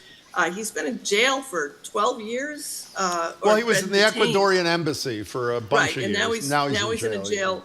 And he's been detained for at least 12 years. America's trying to extradite him to put him on trial. He maintains that he's a journalist and that his information should be covered under the First Amendment and by journalist protections. There is a hearing today, I think, and tomorrow to see whether or not he could be extradited to be tried. His wife reports that he's in very, very poor health. And this has been going on a really long time. it's incredibly difficult to, I never really understood why he didn't stand trial, why he decided instead to go the hiding in the embassy route, when it seems almost like some of the punishment he has received from that is far worse than the punishment he would have received if he had been found guilty. But we'll know this week whether or not America's going to extradite him. If not, this case will continue and he'll still be detained somewhere and not have his freedom. I don't have an opinion on whether or not he's a journalist or not. It was sort of the early days of the internet when folks were not clearly defined in those days, and they're still not, frankly. But it really does seem like a very high price that he is paying rather than go through trial. Okay, we only have a couple of minutes left, but we didn't want to go away before we discuss the fact that the former lying Congressman George Santos He's still is suing. lying. He's just not a congressman. That's right. The former, yeah, that's right. Still lying, not a congressman. But anyway, he is suing late night host Jimmy Kimmel, claiming that Kimmel deceived him, that would be Santos, into making these videos on this Cameo app that ridiculed him. Here is a little sound from Jimmy Kimmel, who shared one of the Cameo requests he sent to Santos, asking Santos to congratulate a mother named Brenda for successfully cloning her dog named Adolf. Please congratulate my mom, Brenda, on the successful cloning of her beloved Schnauzer, Adolf. Hey, Brenda. I wanted to congratulate you on successfully cloning your beloved Schnauzer, Adolf. I know it was a lot of trials and tribulations, but you finally did it. Now you get to enjoy Adolf and be happy. So give him a belly rub for me. So you should explain what Cameo is, by the way. Yeah. Cameo is a service that you can use to get greetings for people. Like, if I were on Cameo, you could pay me $50 and I would call and give you a go vote, get out and vote, go have a good time. Or it's sort of like an OnlyFans, but without the sex. You can get people to record voice messages for you. Okay. You can all sorts of things. The question here, though, Jim, and since you're the lawyer, I'll give it to you. Yeah, I know on OnlyFans, the content created on OnlyFans belongs to the creators, and there are copyright laws around it. I don't know if Cameo has the same rules, but there's a good chance that Santos could be $750 million richer because I believe that's what he's suing for, because the use, what were the use terms, and did Kimmel violate the terms of agreement when he got the Cameo? I don't know the answers to that. I will have my law clerk research it and get back to you in the morning. Is that okay? Yeah. But don't try and con a con artist, because in the end, you end up with your watch gone and standing on a corner at 2 o'clock in the morning. Or you end up at sneaker cons, speaking of cons. Hey, good to see you, Sue O'Connell. Take care. Okay, thank you very much, media maven Sue O'Connell, local woman Sue O'Connell, co-publisher of Bay Windows and South End News, co-host of NBC 10 Boston's At Issue, which you can see every Sunday morning at 11:30, right after Meet the Press on Channel 10 on most providers around here. Okay, up next, we're going to hold a renewable energy roundtable with former Somerville Mayor Joe Curtatone, now of the New England Clean Energy Council, and Zaid Ashai of Boston-based Nexamp Solar Power. That is Next Solar Power on Boston Public Radio 89.7 GBH, broadcasting live from the Boston Public Library and streaming at youtube.com/GBH News and facebook.com/GBH News.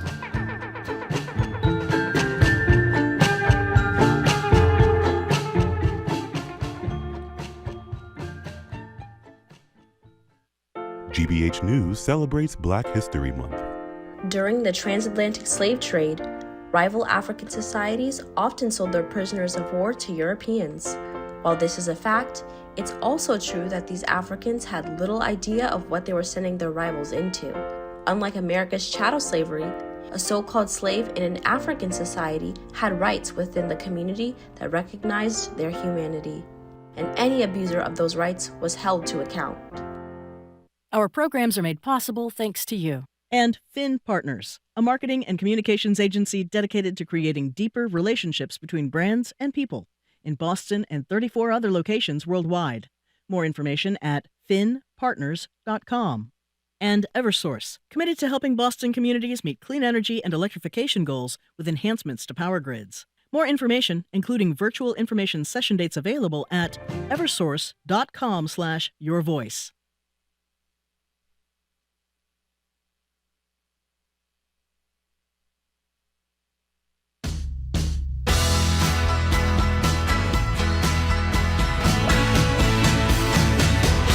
back to Boston Public Radio. Marge Regan and Jim Browder. We're live at the library, streaming at facebook.com/GBH News, youtube.com/GBH News. Next Tuesday, a week from today, 11 to 12, the Attorney General will be with us at the library for Ask the Attorney General.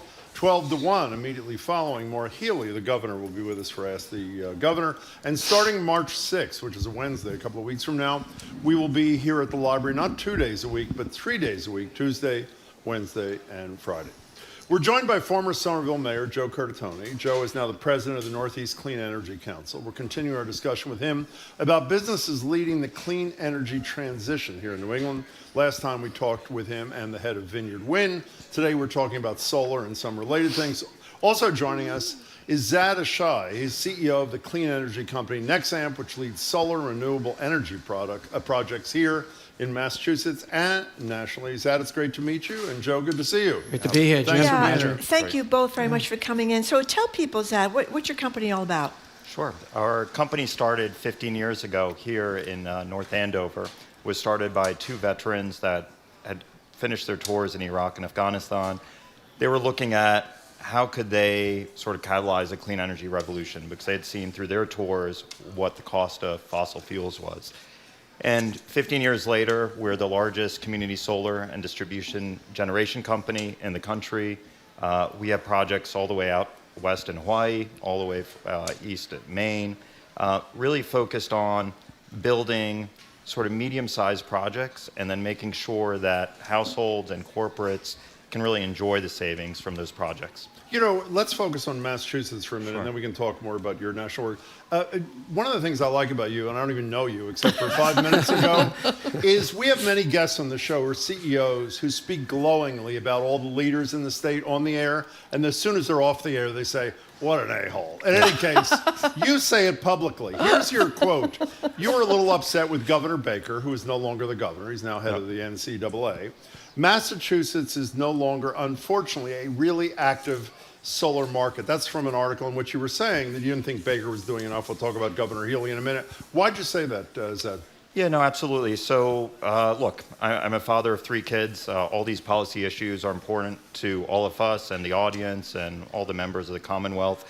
I don't think it serves anyone not having hard debates in the public and the private. I agree. So, on clean energy policy, yeah, Governor Baker was extreme disappointment, in my opinion. I don't say that just as a CEO of Nexamp. I say that as a sort of citizen of the Commonwealth. For this energy transition to work, we need a balanced energy policy where we can have wind, storage, solar, et cetera. But we have to do it in a way that creates benefits for all the local communities. Governor Baker, I'd say, not a bad person, but very much a corporate Republican, looking to the big utility companies, listening to them. Governor Baker, I joke, we created more jobs in Massachusetts than GE did, and he was focused on General Electric. And again, it's this mentality that big corporates are going to figure it out. And we have this huge ecosystem of innovative companies that can really create solutions. And Baker, unfortunately, missed that opportunity. Mayor Curtatone, did you share Zaid's analysis about Massachusetts potentially no longer, unfortunately, being a really active solar market? Yeah, I do, but there's hope now with the Haley-Driscoll administration. I hope no one ever described me that way, Jim, after your show. I'm sure no one talked about you that way. They just never interviewed me about yourself. So, but no, I agree, because it comes down to who owns this transition, and we need to democratize the transition. Everyone has a role in it. Community solar, distinguished from putting solar in your home behind the meter, it is an opportunity to socialize it where you can participate in the economic benefits and the clean energy benefits, and not just leave it to the corporates, the big monopolies, to figure it out at their own pace, which does not align with our climate action goals as a state or as a country. So explain to us what community solar means, because as of this morning, until I read in preparation of seeing you both, I had no idea what it was. What is it? You want to tell us that? Yeah, no, absolutely. So community solar is, we build projects for residents that cannot put solar on their roof. And essentially, we build these 5-megawatt facilities, typically take about 10, 15 acres of land, and then we sell that power at a discount to residents. So in Massachusetts... Directly to residents? Directly to residents, absolutely. And we were the first company in the country, which we're super proud of, where we did no credit score checks for any of those. And for me, that was really important because we can't redline customers when we do the green energy revolution. We have to make sure that energy benefits go to every resident, irrespective of their income, what neighborhood they're in. And it's a very powerful solution because you're saving between 10 and 15%. You're going solar. You don't have to do a truck roll to your house. And the reason they can't put solar panels on the roof is? It's typically old roof. You have trees around there. You might be a renter. You might be in a multi-dwelling unit. So it can be any sorts of those reasons. And maybe money too. And money. So there's no this is upfront money in this thing. This is an opportunity for people who maybe couldn't afford it or had, as you say, they're in the second floor of a triple decker or something like that. Absolutely. That they could take advantage of this by these large acreage. Well, not that large, but as you say, like community solar. So is this happening? It is happening. It's 41 states. 41 states. Yeah, it's growing rapidly. Massachusetts was an early leader in the revolution for community solar with Colorado and Minnesota.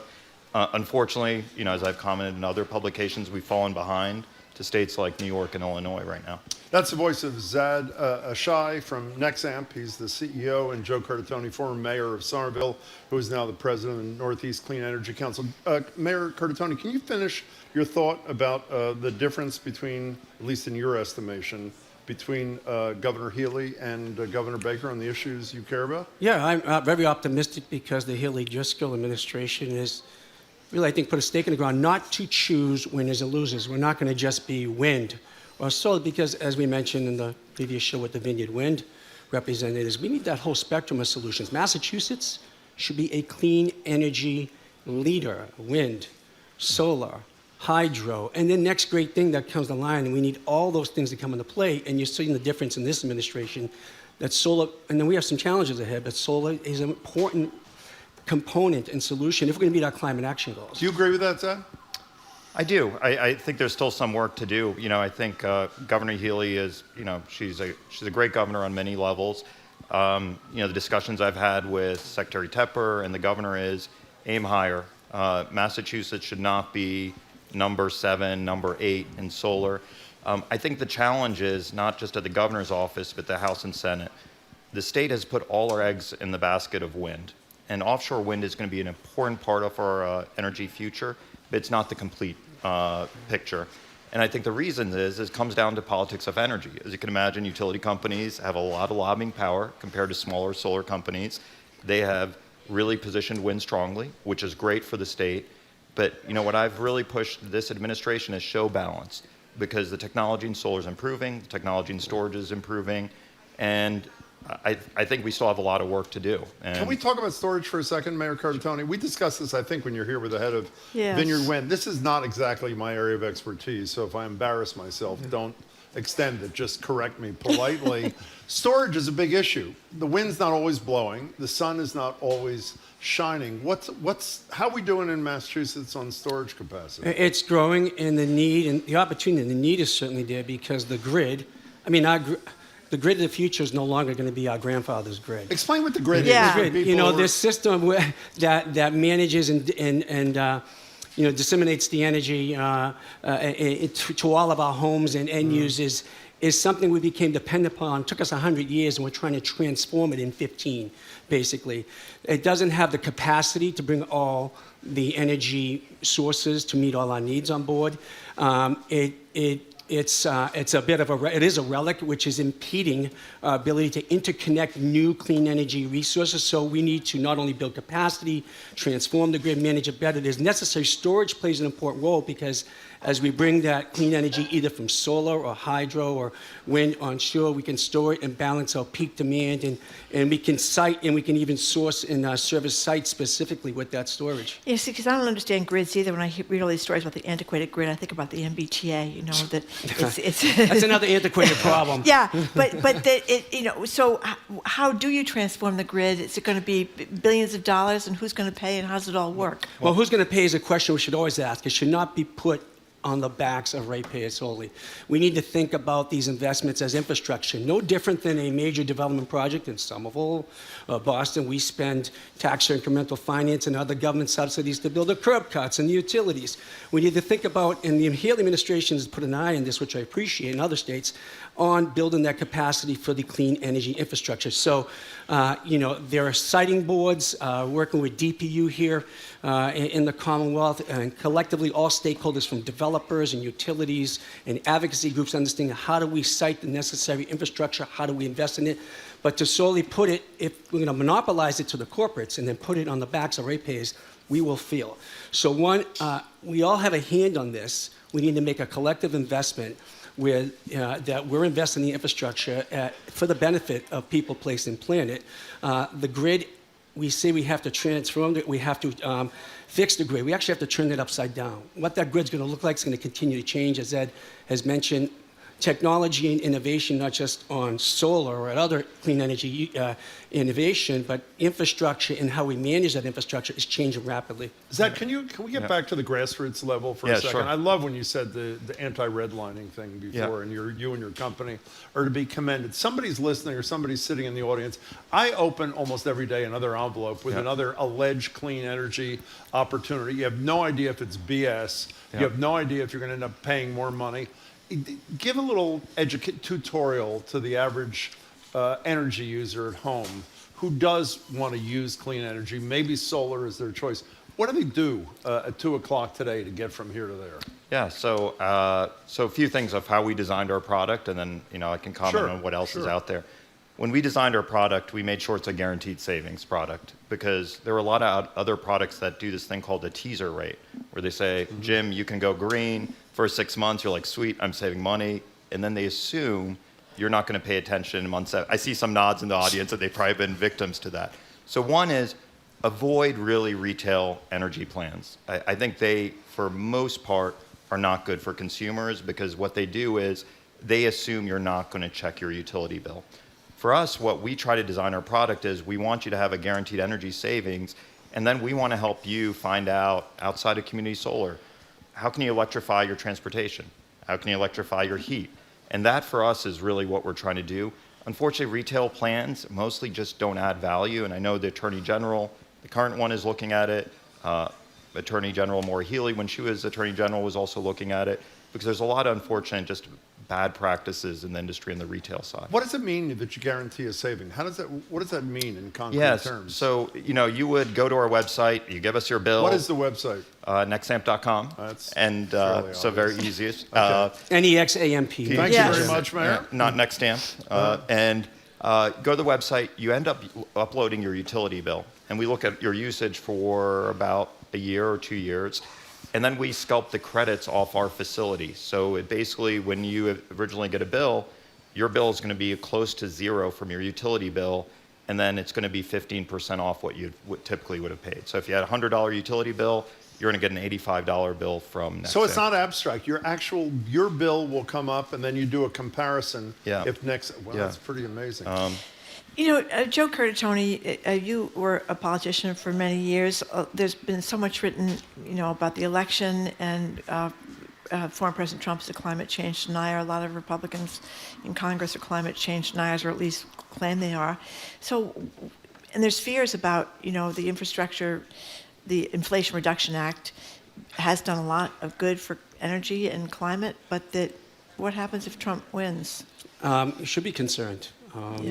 The fossil fuel, amongst many different reasons to be concerned about Donald Trump. He's clearly controlled, as many of his, almost all of his supporters in Congress, by the fossil fuel lobbying and the fossil fuel industry.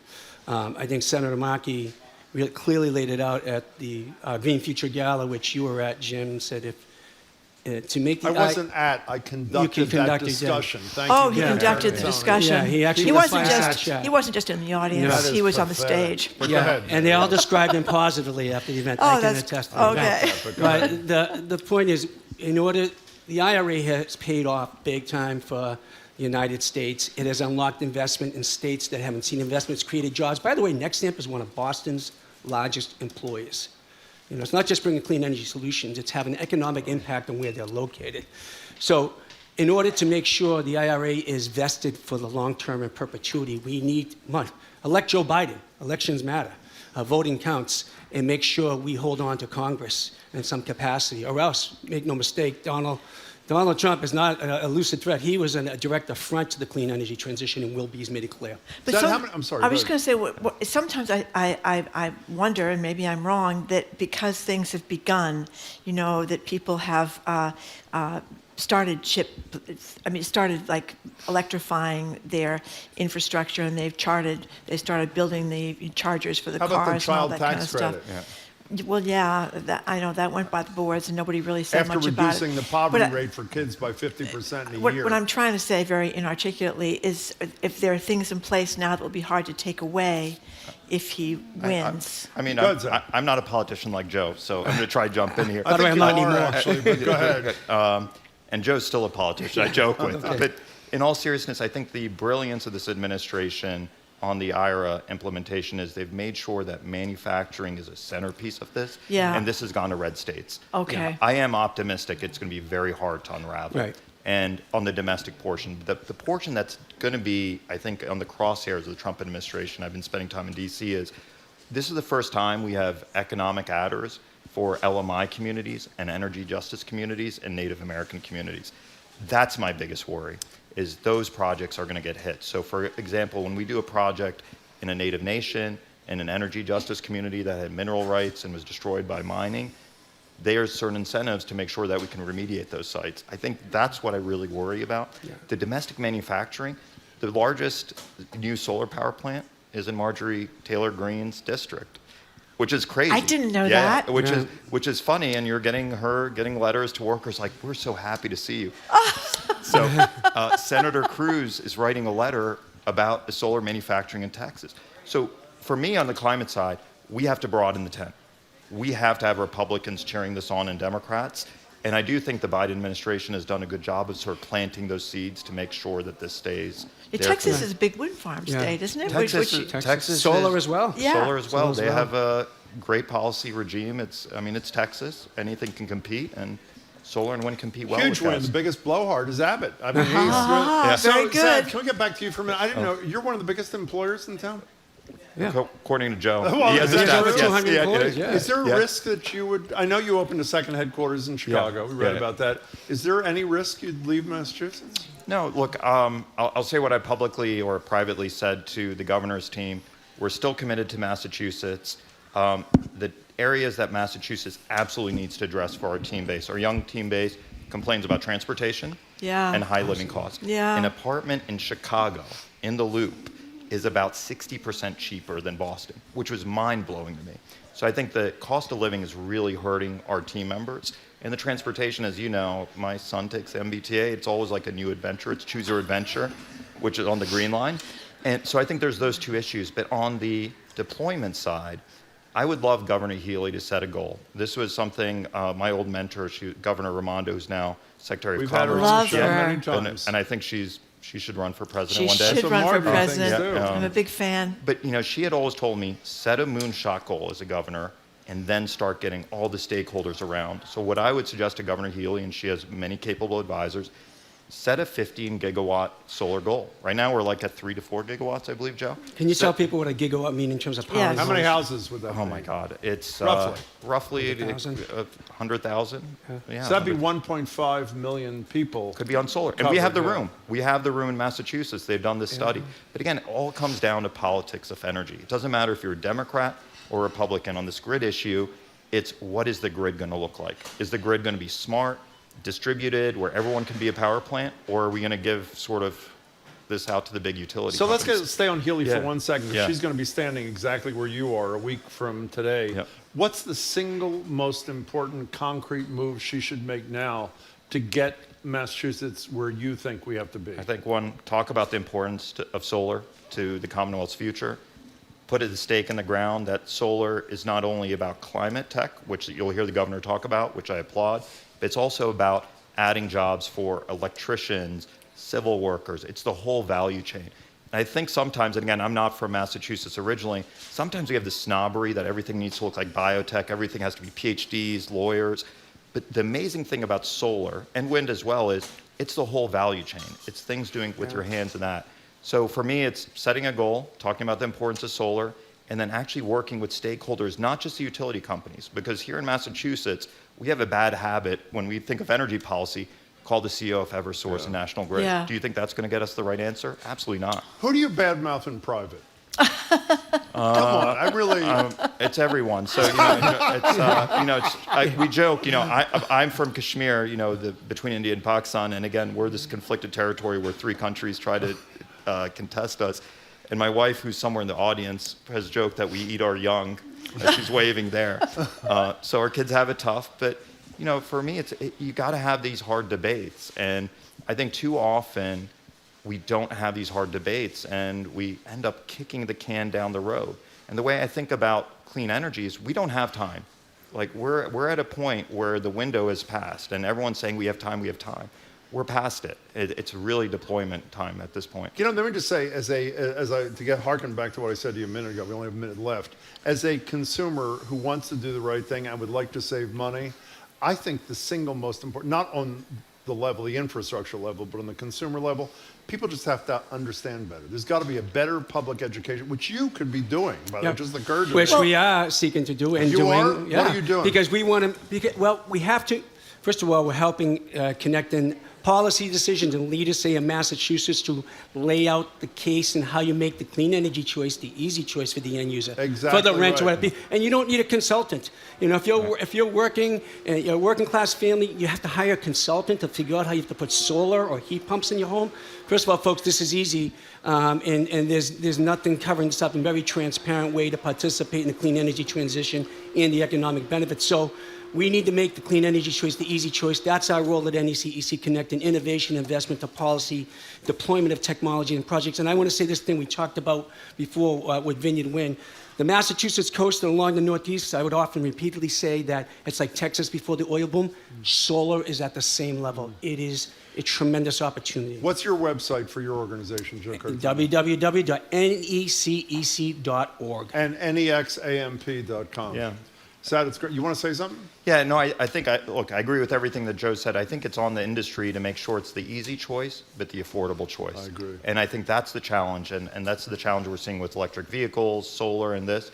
And the industry's up for it. But, again, it's going to take a strong governor. I hope you ask, Governor Healy about this. We're going to play your sound for governor next week. Don't do that. Don't do that. Just don't get me in trouble. We are. So he's a politician. Yeah, you don't know it yet. That's not really the case. But no. It's really great to meet you, by the way. You. Thank yeah, you. Thank you so much. And Joe Curtatone, very, very great to see exciting. You too. Thanks for doing this. Give us the website one more time. www.nexamp.com. Okay. Thank you, gentlemen. Very much, Appreciate both of it. you, for coming in. We've been Good luck speaking to with you. Joe Curtatone, President of Northeast Clean Energy Council, and Zaid Ashai, CEO of Clean Energy Company Nexamp. That is NEXAMP, and the website nexamp.com.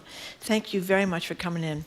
Coming up, our GBH senior investigative reporter Phillip Martin on his terrific new reporting on Newton and Brookline, and a third school district is in Needham, I think, on the latest on the DEI movements there and the controversy surrounding them, anti-DEI movements there, to be more accurate. You're listening to Boston Public Radio, 89.7 GBH, broadcasting live from the Boston Public Library, streaming on Facebook.com/GBH News and YouTube.com/GBH News.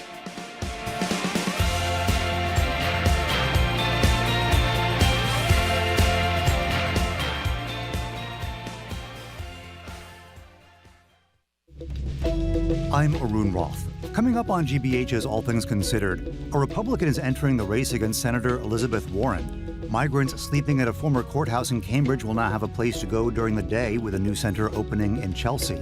And beloved Patriots captain Matthew Slater is calling it a career after 16 seasons and 3 Super Bowl wins. Those stories and all today's news starting at 4 on GBH's All Things Considered. Support for our programs comes from you and the DeMoore McKim School of Business at Northeastern University, where MBA students can apply academic learning to solve consequential business challenges around the world. northeastern.edu/business. And the Worcester Art Museum, presenting Flora in Winter, a 4-day floral takeover featuring works of art given new life through floral arrangements.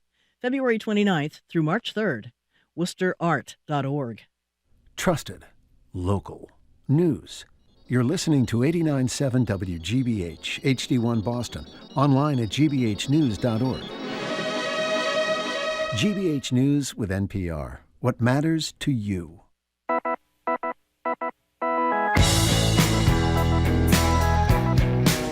Welcome back to Boston Public Radio. Marjorie Egan, Jim Browdy, live at the library, streaming at facebook.com/GBH News, youtube.com/GBH News. Tom Rush sings for us on Friday. Saturday, he's in Fall River. Next Tuesday, Andrea Joy Campbell, the Attorney General, for an hour of Ask the AG, 11 and 12. Noon to 1, Ask the Governor. Maura Healey joins us both here at the library. And starting March 6th, we will be here at the library 3 days a week. We're just announcing this today. Tuesday, Friday, our regular days, plus Wednesday. We hope you join us. You know, we talked a lot on the show recently about the anti-DEI push happening around the country, especially in the wake of Congresswoman Stefanik's hearing on Capitol Hill. Well, it wasn't her hearing, but her questioning last year that led to the resignation of Harvard's President Claudine Gay and the president of my alma mater, University of Pennsylvania. Some of the pushback against DEI, in addition to the usual MAGA-aligned hordes, comes from those who claim it excludes Jews and is actually anti-Semitic. GBH senior investigative reporter Phillip Martin has been following the story locally, posted a fabulous story yesterday, and how it's playing out in school curriculum in places like Newton, Needham, and Brookline. He joins us now. Philip, good to see you. Thanks for being here. Yeah, Jim, Marjorie, good to see you. Yeah, Thank congratulations, Philip, and thank you you for coming in today. So you went out, as Jim said, and talked to people in Needham and Newton and Brookline about this anti-DEI movement. What did you find?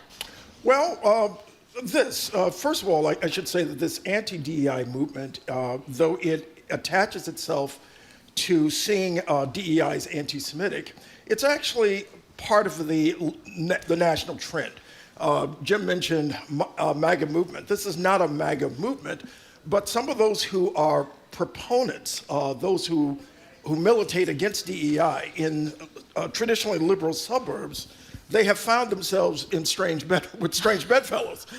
They have essentially allied themselves with the MAGA movement because rather than focus on the demise of democracy, that is the threats from the extreme right and so on and so forth, many of these people have chosen to focus on DEI, seeing it as a policy and programs that essentially posit that there is an oppressor and there are those who are oppressed. And among those who are the oppressors, according to this thinking, are people who promulgate DEI policies and so on and so forth. Now, DEI is a broad notion, and it's a broad set of policies, and there are different people who practice DEI. You do find a subset within DEI who basically focus on oppressor and oppressed. But that's formulaic to assume that that is all part and parcel of DEI. We have someone here who, in the piece, Stephen Beckton, who is from Facing History and Ourselves. I think we have a cut from him. Yeah. And he does, in fact, talk about those who don't understand the DEI, as Colette Phillips has said on this program, and as she says in her new program, this is the Public Relations Executive, DEI, the part of the DEI is inclusion, and Beckton says that DEI has to include focus on anti-Semitism. Well, we have him That's saying right. it to you, but we'll play it and say, before you do, explain what Facing History and Ourselves is. For those who don't know. Facing History and Ourselves is a great organization. It's based in Brookline. It uses the lessons of the Holocaust, among other historical genocides, including the Armenian genocide, what's happened in Rwanda. It talks about Cambodia. And it also focuses on identity. It says identity is important. Now, you find a lot of people who push back against DEI. It said that it is identitarian politics, without understanding that the biggest identitarian politics in the country right now is white Christian nationalism. That is the biggest form of identity politics. But Facing History and Ourselves, they understand that identity is important as part, in addition to focusing on history, as a way of teaching young people about right and wrong and moral obligations and moral imperatives. Should we play the sound? Sure. Here's Stephen Beckton. We just spoke about him. He's director of DEI at Facing History and Ourselves, explaining how DEI, which is diversity, equity, and inclusion, falls short of its goals without an understanding of the past. Historically, Jews have been a targeted group in ways in which other groups have been targeted, and many Jews show up as white and enjoy white privilege. The dichotomy is all about what DEIB is about. It's about the complexity of our many intersecting identities and how we make space for each other. He's at a DEIB. What's the B? Belonging. Okay. And that's very important to him. And he talks about the importance of history. And he talks about the importance of focusing on anti-Semitism as well as Islamophobia and focusing on identity. Jewish identity is important. So too is Palestinian identity. And those things don't contradict themselves. So I don't understand. Correct me if I'm wrong, Phillip Martin. The three school systems that you looked into, Brookline, Newton, and Needham, all three have embraced this Facing History and Ourselves program, years. have they not? For many years. So what are those who say that being pro-DEI equals being anti-Semitic? How do they respond to this Facing History and Ourselves being there? I don't get it. I think there are 2 points here. One is that some people who are pushing back against DEI have always pushed back against DEI. This is just another way of doing it. I would consider them and their approach to be very disingenuous. There's an individual who wrote a letter to the school officials at Newton and equated DEI with a form of pro-terrorism, as though there's an embrace. DEI somehow means embrace of Hamas. There's nothing of that sort that I've seen in talking to DEI officials around the country. Even those who oppose DEI, like Pedro Noguera, he doesn't oppose DEI, he opposes some aspects of it. He's the head of the USC School of Education. And then there's a second point here, is that there are people who genuinely have been, all of a sudden they have believed, based on the promulgation of certain materials and forums like the one held by CAMRA at Temple Emmanuel in Newton. CAMRA is a conservative pro-Israel group. Committee for Accuracy in Middle East Reporting in America. That's right. Yeah. And they have essentially argued that DEI equals anti-Semitism. And they they conflate a number of things in order to come to this point. We don't have time to go through all of them, but this conflation is disingenuous and it's entirely problematic. Well, is this, like, we're hearing so much about this now because of Hamas and Gaza and Israel. Is that what a lot of this is about? A lot of it comes from... Or is it just a racist pushback on DEI efforts? I'm confused. Like I said, you have some people who genuinely believe that DEI is problematic, and I would not describe these people as racist. Okay. They've come to accept an argument that DEI somehow or another has come to mean anti-Semitism. Those things aren't tantamount. There are some forms of DEI. DEI, as I said, is a broad thing. But when you have people who come into this argument, like Bill Ackman. Bill Ackman He's the guy at Harvard that led the charge against Claudine Gay. That's right, Claudine Gay and others. And now he's leading a national charge alongside staunch conservatives and racists. I won't name names, but people who have proven themselves racist by endorsing theories of genetic inferiority, for example, and attaching themselves to what is antiquated. That is the Sado eugenics movement of the 19th century. When you now say revised. that, Bill Ackman is going to subpoena your SAT scores. Yes, I want you to know. So they better be good. But Bill Ackman is in contradiction because while he is attacking DEI as anti-Semitic, he is also endorsing people like Elon Musk, who has on his site, X, has time after time again brought anti-Semites onto the site, has himself made anti-Semitic comments, and is vociferously of anti-woke. And what anti-woke means, basically, because woke, let's be clear about this, woke is another way of talking about racial equity and equality. You know, the woman who really stood out in your piece, there were a lot of impressive people. I've never met her, the relatively new superintendent of Newton. Leaders like this, in my experience, are generally want to express how they really feel.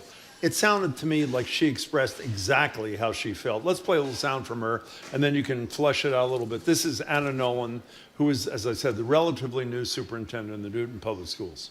No child is safe, no teacher is safe, no administrator is safe to experiment, innovate, and explore. The Socratic seminar is not possible right now because the very questioning that you are doing, the very exploring and the untying of the philosophical knots and helping kids understand each other's viewpoints and the world viewpoints is offensive to someone else in just the doing of it. Is she representative, do you think, of leaders in education who are hoping to do the right thing? I think she is. Well, the superintendent of Brookline also had a great Linus quote. Guillory. Yes, where he said, he has to be so cautious now with crossing every T and dotting every I. Here's his quote: "We don't want anyone questioning, oh, you used this word and not that word.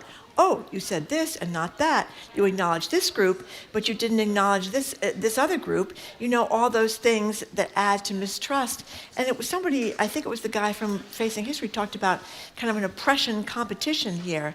Oppression Olympics. Yes, oppression Olympics. Yeah, and this is something that is that has been going on for a long time. The notion of your oppression is worse than my oppression. When in fact what Steve Becton and others say is that we have to talk about oppression, period. And Kenneth Stern is another person I interviewed, by the way, who's a former attorney for the American Jewish Committee, who helped develop definitions of anti-Semitism. And he's very clear that, yes, there are some within DEI, again, a subset, who have basically excluded Jews in the discussion of DEI, and says this is problematic. But he also says there has been a tendency to misuse the term anti-Semitic. He's very clear about this, that calling for ceasefire does not mean anti-Semitism. Yeah. And taking part in a demonstration calling for the protection of lives in Gaza is not anti-Semitic. And so he's trying to be clear as he's teaching about DEIB. He has taught DEI. He's now at the Bard Center on the Study of Hate. And he has taught DEI himself, as has Peggy Shukur of the Anti-Defamation League. By the way, if you want to hear the actual report, we should have said this earlier. You go to gbhnews.org and you can hear the report about which we are speaking. It will be online tomorrow morning. Online tomorrow morning. But Phillip Martin, a senior investigative reporter here at GBH, you talked about in your piece when you were at Temple Emmanuel in Newton that there were some people there who did think exactly that any support for a ceasefire in Gaza was anti-Semitic, and even supporting humanitarian aid to Palestinians was anti-Semitic, which I didn't think that was anti-Semitic, but yes, that was the lesson. That was essentially what was. We received the video from camera. They then decided not to allow us to use the video, saying that we could not. They did not trust our coverage. GBH's coverage. So we could not use the video. But we did speak to people who were at the camera event, including, we have this cut, including this person who we disguised her voice because she feared blowback. Okay, from here camera. it is. This is the Newton Jewish parent who was at the presentation about anti-Semitism, and her voice, as you just said, Philip, was changed because she fears a blowback and retaliation. Here she is. They put DEI against excellence as though they're two opposing goals. And I was surprised because I wasn't expecting going to specifically hear about DEI and how it's all together linked to anti-Semitism. This is very confusing, I think. I think to a lot of people that you get from DEI to anti-Semitism, and that you can't talk about. I mean, I think most people are very distressed by what's going on in Gaza, but that doesn't mean you are anti-Semitic. Yeah, I think we have to be clear about what this conflation is all about. When you take DEI, you take affirmative action, you take critical race theory, you put it all into the same bag, and what you are actually doing is you're trying to create a different interpretation of America's history. You're basically saying that structural racism is a thing of the past. It's a way of essentially vilifying structures that have been, or I should say policies and programs that have been created in order to ameliorate, at best, I mean at worst, and to cure, at best, the problems in this country. And so this is a way of basically throwing everything out there and hoping something will stick. I'm glad you mentioned critical race theory. Our experience on the show is, when we've talked about it, I would say the vast majority of people who oppose it don't know what it is. I'm Not a not saying clue. they would not oppose it anyway.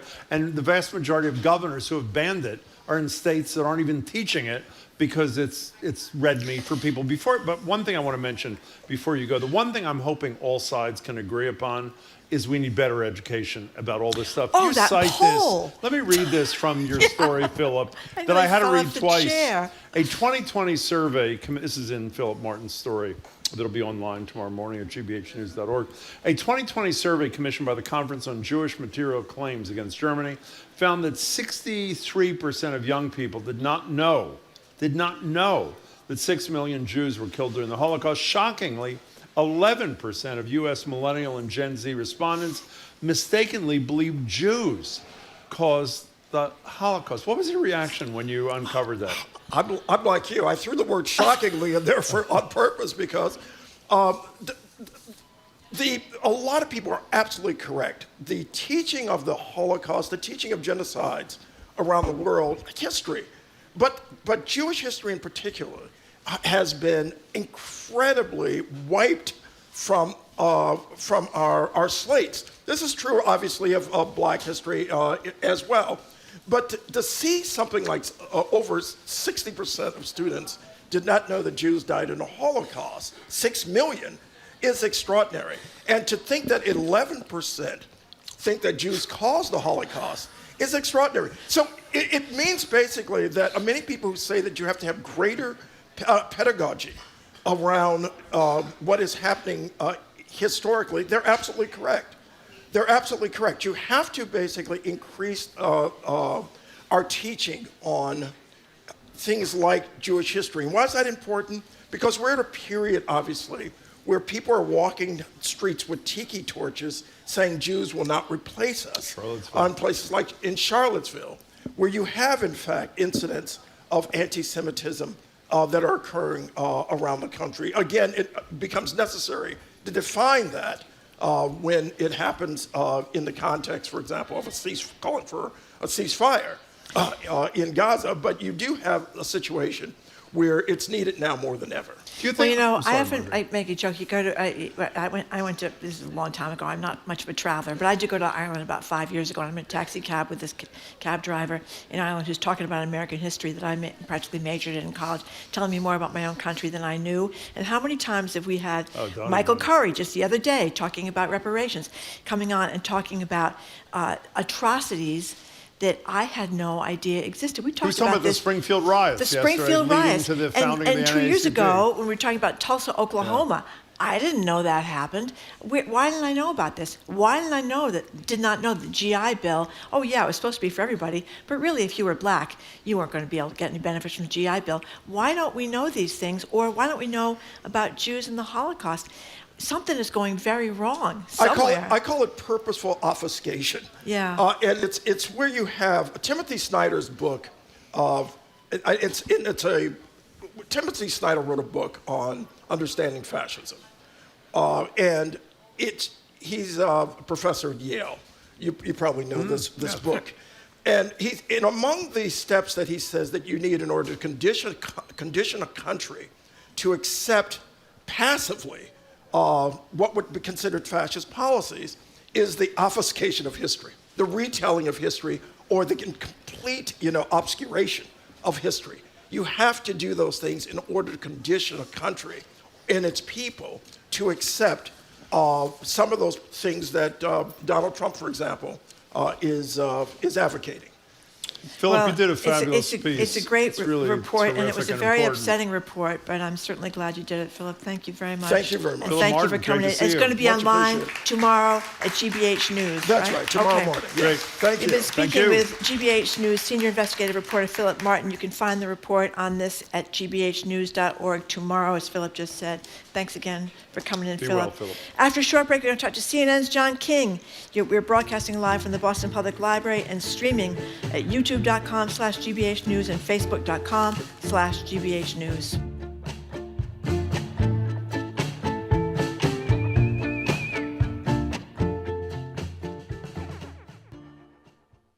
Cozy up with a good book at GBH's virtual book club, Beyond the Page. Here's how it works. Check out any of the books by this month's featured author. Then, join us for a virtual discussion with the author. Up next, on Tuesday, February 27th, we'll be diving into the works of New York Times bestselling author Kristen Hanna. To learn more, visit GBH's Beyond the Page Facebook group or go to gbh.org/events. Support for GBH comes from you and the University of Massachusetts Amherst Mount Ida campus in Newton, connecting students and employers in Greater Boston and offering on-campus graduate and pre-college programs. Learn more at umass.edu/Mount Ida campus. And Mass General Brigham Health Plan. Innovative plans, coverage, and a broad network of doctors. Mass General Brigham Health Plan, with you every day. For more information, you can visit massgeneralbrighamhealthplan.org.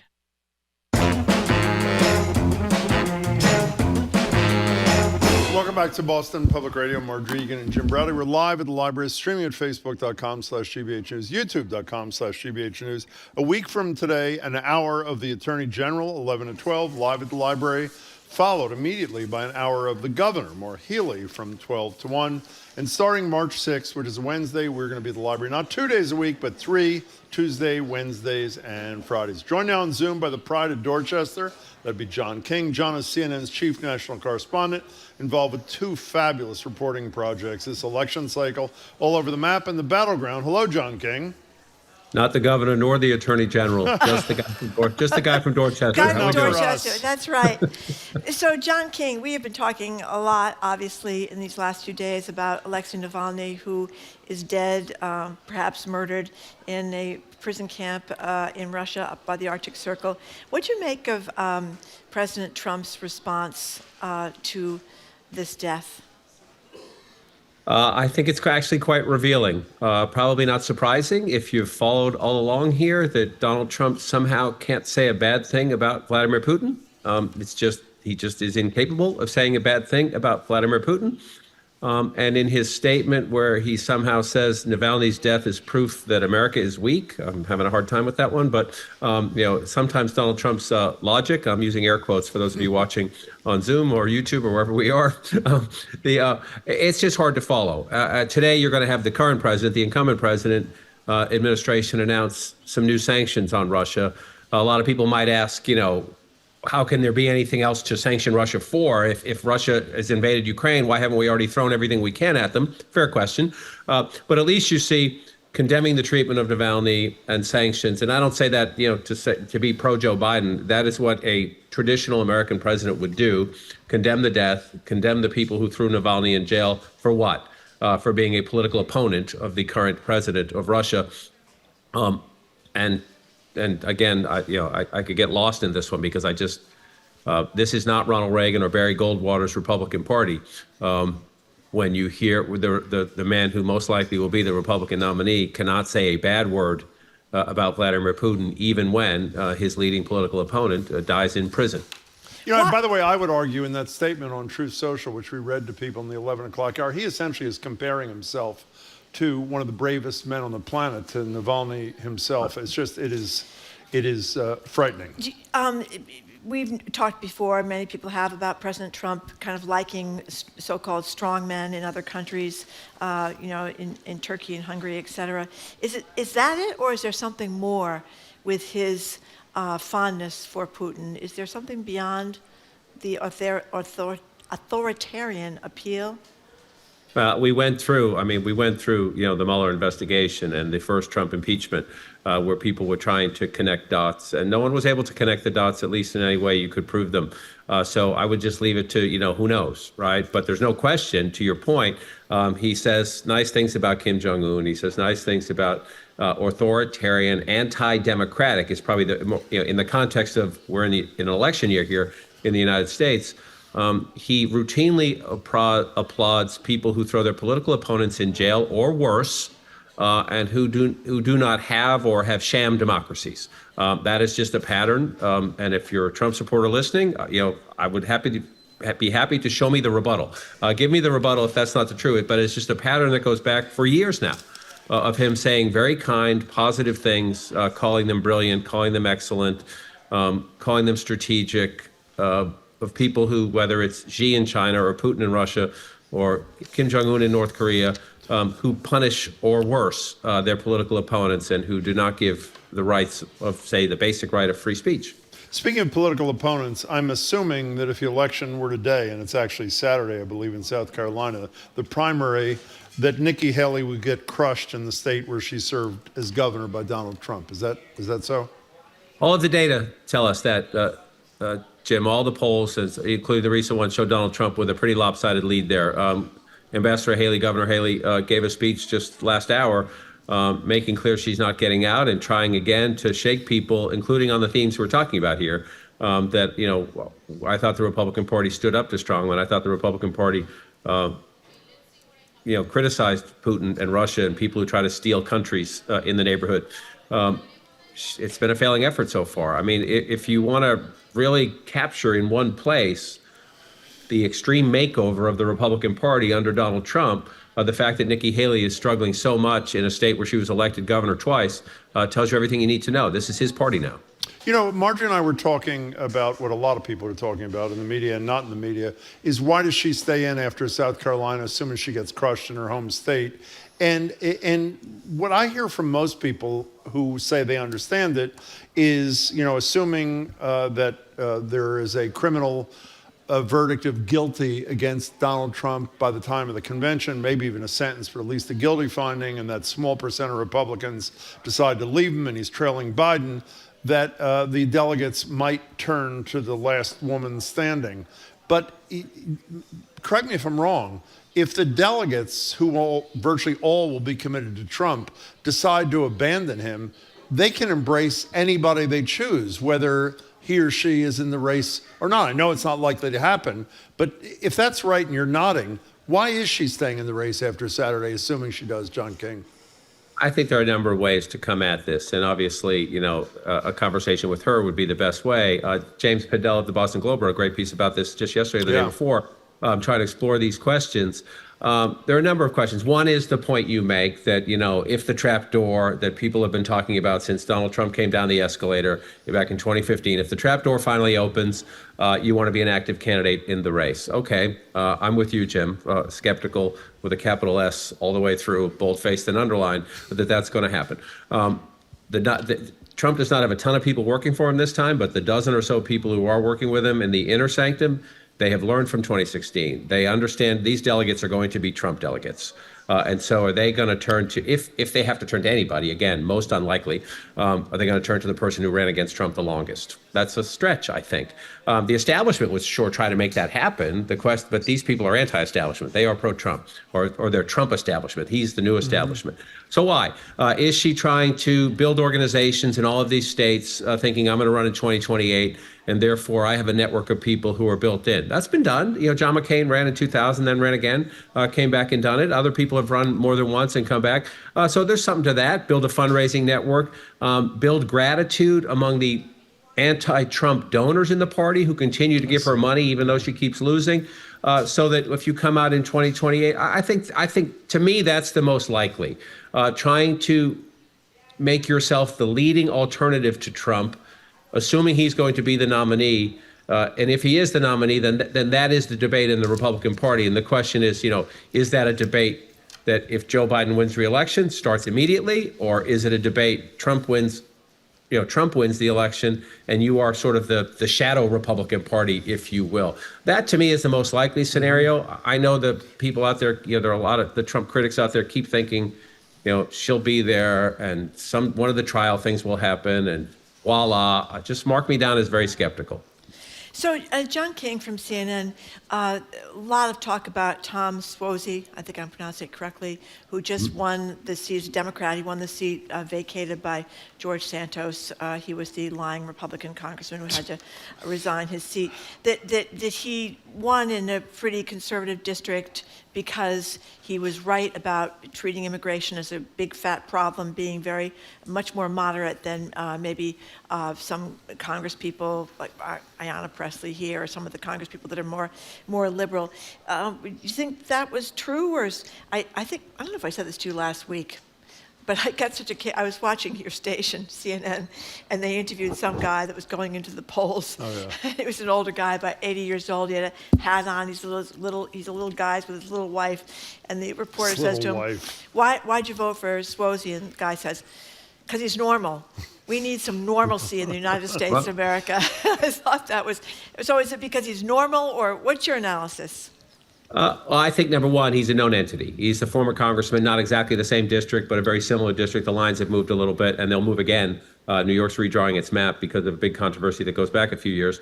But he had been the congressman. He had been involved in local politics for a very long time. He's a known entity. But I do think, to the normal point, look, as that race was playing out, it's a big suburban district, right? A little bit of Queens, blue-collar Democrats there. But I talked to now Congressman-elect Swazi. He was here for an interview for the race, and he was worried about that. He said a lot of the blue-collar people had abandoned the Democrats, but he did a very good job. It's a district with a giant swing Asian voter population, a very important constituency there to watch as we go forward. So he put the puzzle pieces of the district together smartly, and I think in part because he's very familiar with it. It's been his political base for some time. But I do think what happened as that race was in its final days, Donald Trump reemerged and was in public quite frequently. Donald Trump's kryptonite is the suburbs, and as you move out to Long Island, more affluent people there who might traditionally vote Republican but don't like Donald Trump, he was back. And you did have the collapse of the immigration deal in Congress, and House Republicans not only walking away from that, but walking away from Ukraine and just kind of proving they don't know that it goes A, B, C, D, E, F, G. The House Republicans are having a hard time even like reciting the alphabet in order right now. And I think that gets to the voter who said we need normal. They're looking at this town and they're seeing a House Republican Party that is literally struggling to say Tuesday comes after Monday at the moment. Trump's reemergence. And a familiar face, a guy you know. You might not agree with him on everything, but you know him. He was there before, so let's do that. You know, staying in the House for a second, John, this may be naive optimism. Navalny is likely executed, Avdiivka Falls, a city of 30,000 people, in the most brutal fashion, almost the same day as the death of Navalny. The House is on a 2-week vacation. The Republicans in the House under Mike Johnson appear to have no interest in funding anything for Ukraine. Did those two occurrences in the last week change the dynamic on the House Republican side, or do they come back just like they left? I think they come back just like they left, because since they left, the speaker you just mentioned is not just back home in his district. He made a visit to Mar-a-Lago to stand with you-know-who. And that is where he has cast his lot. I think that you cannot overestimate the growth of isolationism in the new Trump Republican Party, where, Jim, in my travels, you talk to Trump voters who, they might say, oh, that's terrible. And then their next breath is, but it's none of our business, or we don't care, or we have more important things to worry about at home, and we have to deal with our border first, or this first. And again, to the point I made earlier, this is not Ronald Reagan or Barry Goldwater or George H.W. Bush or George W. Bush's Republican Party anymore. It simply is not. And the isolationism, Trump always says America first. It's more of an America alone. America first sounds like America is projecting strength in the world. It's a much more America alone, and it's a sort of an old school view, as we have the Atlantic and the Pacific, so we don't need to worry. And that sentiment is growing and growing, and you encounter it when you travel talking to Republicans. And so I don't see it.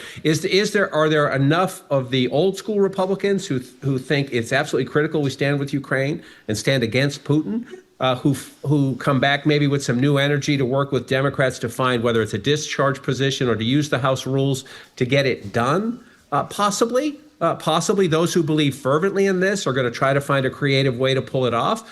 But if you think the House leadership is going to suddenly say, sorry, Donald Trump, we're going to do something you don't want, I would not put even a penny on that. Why are you laughing? I'm thinking about, we got the Atlantic and the Pacific, and that's true, but we also got Putin talking about a nuclear weapon up in the sky, which, the Atlantic and the Pacific aren't going to protect us from.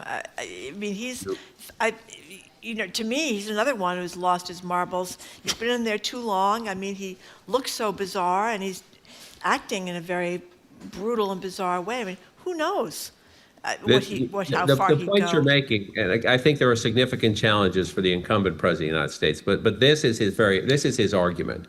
That maybe you think I'm too old, maybe you think I don't have the energy and the vitality I once had. He needs to answer that question. He needs to show that he does. His State of the Union address coming up quite soon is going to be a big moment. And then I make the argument, again, this is from my travels, not from me. People want to see him. They want him out there in the country. But I think part of the intellectual argument will be, whatever your reservations about me, you cannot do that. To point to Trump. Is that enough? I don't know. But that's going to be the central core of the Biden campaign. You may have some doubts about me, but look at the alternative. Speaking of the State of the Union, which we weren't going to bring up, but since you did, it's March 7th. And I admit I'm a tad hyperbolic about things I care about. But it would seem to me, while the average State of the Union speech, at least in my estimation, you're the expert, not me, John King, is, who cares for the most part? It's a litany of all the things you've allegedly done and all the things you're allegedly going to do.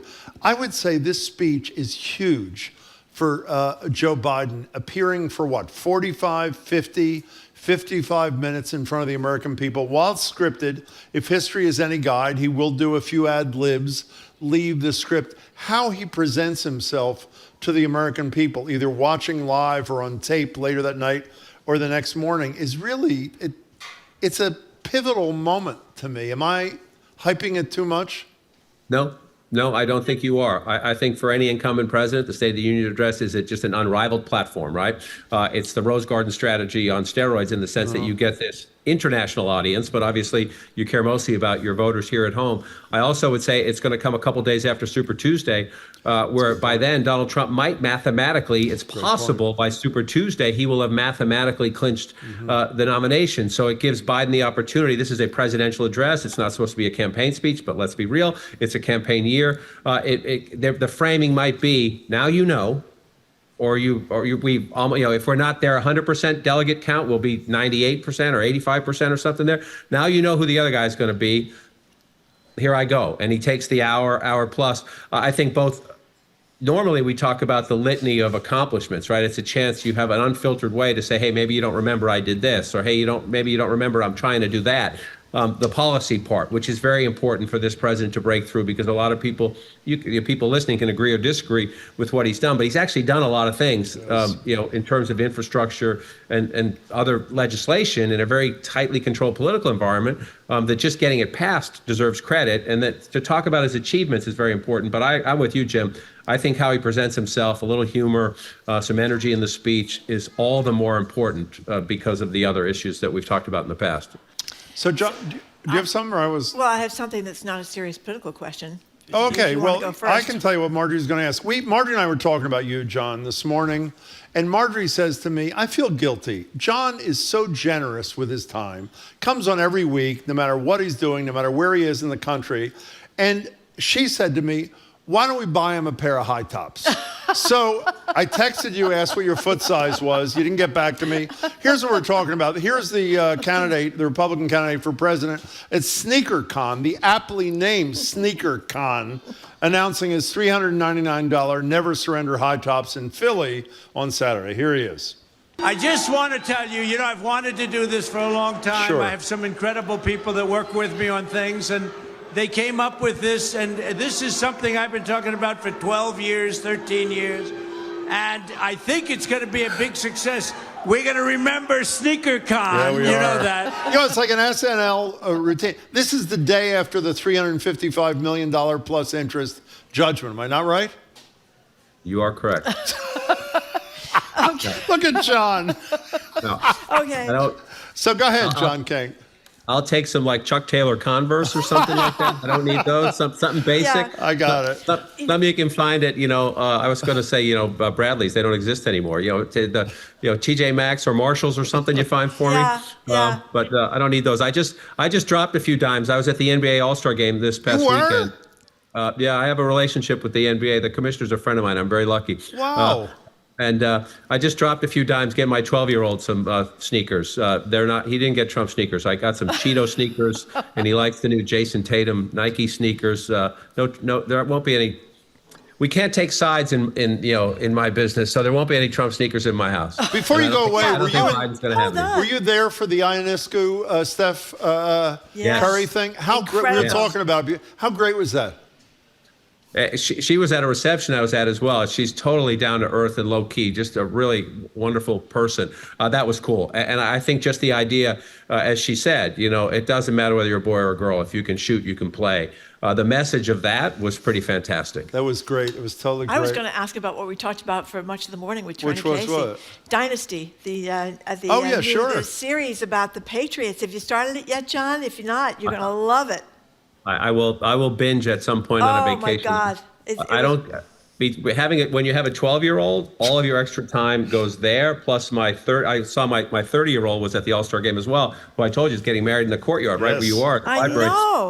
know. That's coming up pretty quickly too. So I got a bar mitzvah coming up in April, and then a wedding coming up in June. So my binging is going to come when when I need decompression from all of that. Okay. After the election. So sometime, November and December, I'm going to hide myself in a room and I'll watch I'll do all my binge watching then. Well, at least the beginning. I think it gets a little grim toward the end. But the first few episodes are really, really great. And John, it's great. I'm sorry. I was just going to say thank you very much to John King. Thank you very much, John King. Spring training started. I didn't get a Red Sox. No, we're not talking Red Sox. See you next week. Goodbye, John. We're speaking with CNN's chief national correspondent, John King, who's involved with two great reporting projects. They really are this election fabulous. cycle. Well, it gives you get a sense of real people on the ground from his stuff. And you get an understanding of people that are, seem like good people with some crazy ideas about things. But anyway, it's called All Over the Map and the Battleground. Okay, coming up next, it is February vacation, which you know well if you've got some kids in school. Do we need it? It's certainly not a vacation for parents. Is it time we stop bending to the will of powerful teachers' unions, Jim's? That's Jim's favorite topic. I don't know if I can blame this one on the unions, though. You're going to try. But anyway, maybe it's time the kids got back to school. You're listening to Boston Public Radio, 89.7 GBH. What do you think about February vacation? If you are working every day, what are you doing with the kids? The number is 89.7. No, we are 89.7 GBH. We are 89.7. The number is 877-301-8970. That's the number you can call or text us at. You're listening to Boston Public Radio live from the Boston Public Library, streaming at facebook.com/GBH News and youtube.com/GBH News.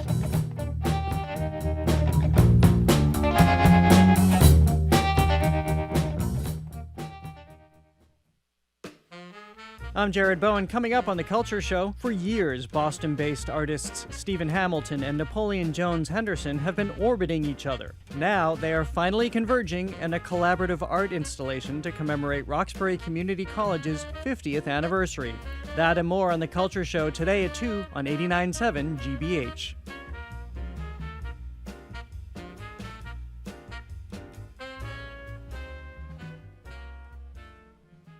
Funding for our programs comes from you and Brown University pre-college programs, where high school students can prepare for college success, experience college life, and make new friends from around the world. More than 300 courses are available. precollege.brown.edu. And Atlantic Design Center by Eldridge Lumber and Hardware, committed to helping you achieve your vision for a new kitchen or bathroom and guiding you from design to completion, with showrooms in York and Portland, Maine. AtlanticDesignCTR.com.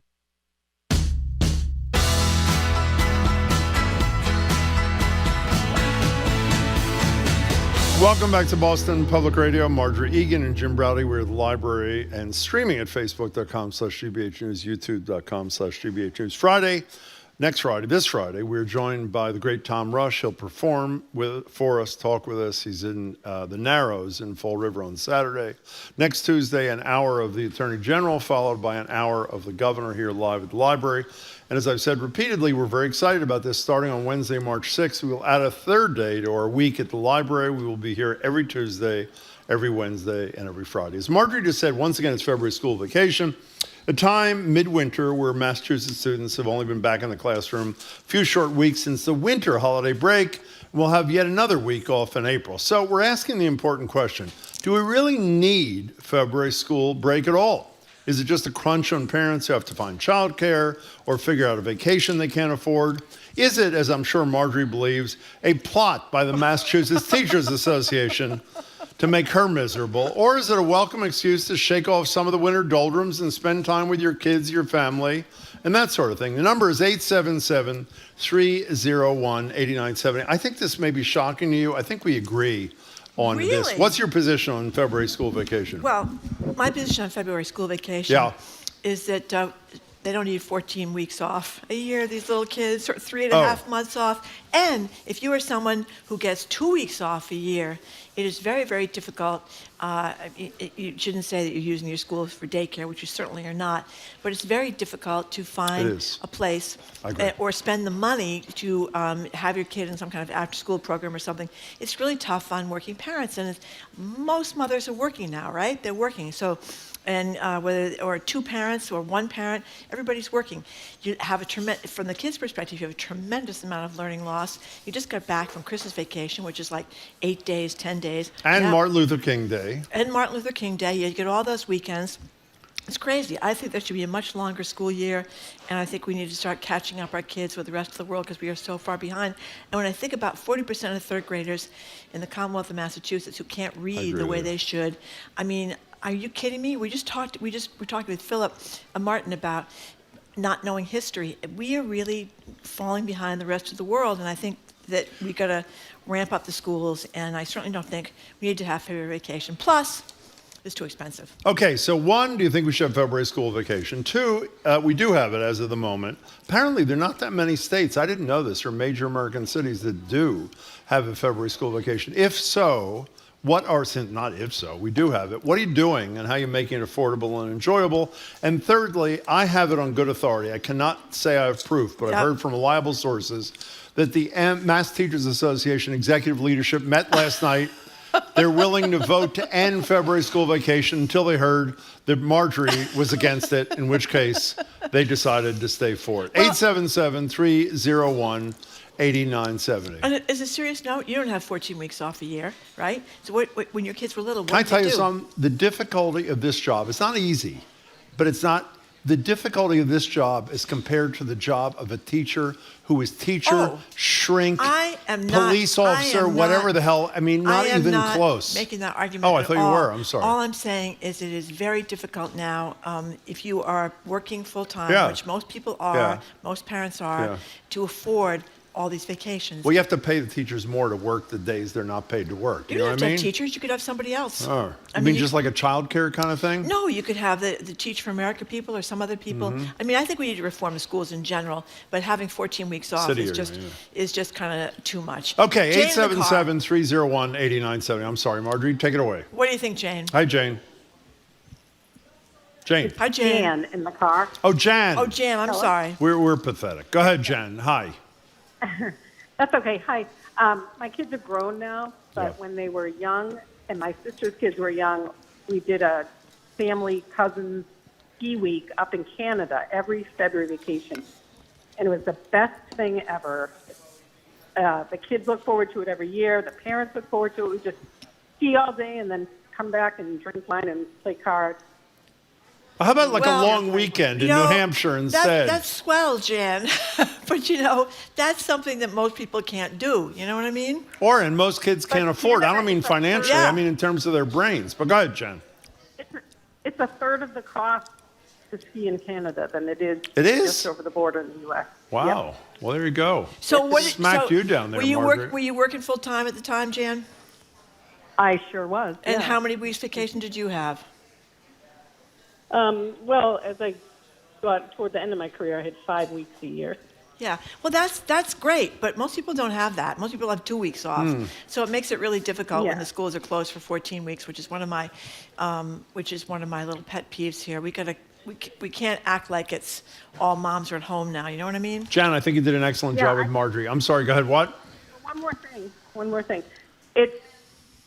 For me, that February week was worth the lifelong memories that our kids still have. They say that was the best week of their whole year, was waiting for that week off that they got to ski all day with their cousins, and they'll sit with you on the ski lift and talk, and it's a great parent-child activity that you do all day. You spend all day with them, and they don't get sick of you. Okay, well, Jan, Marjorie and I obviously did not do that. We probably missed out on something.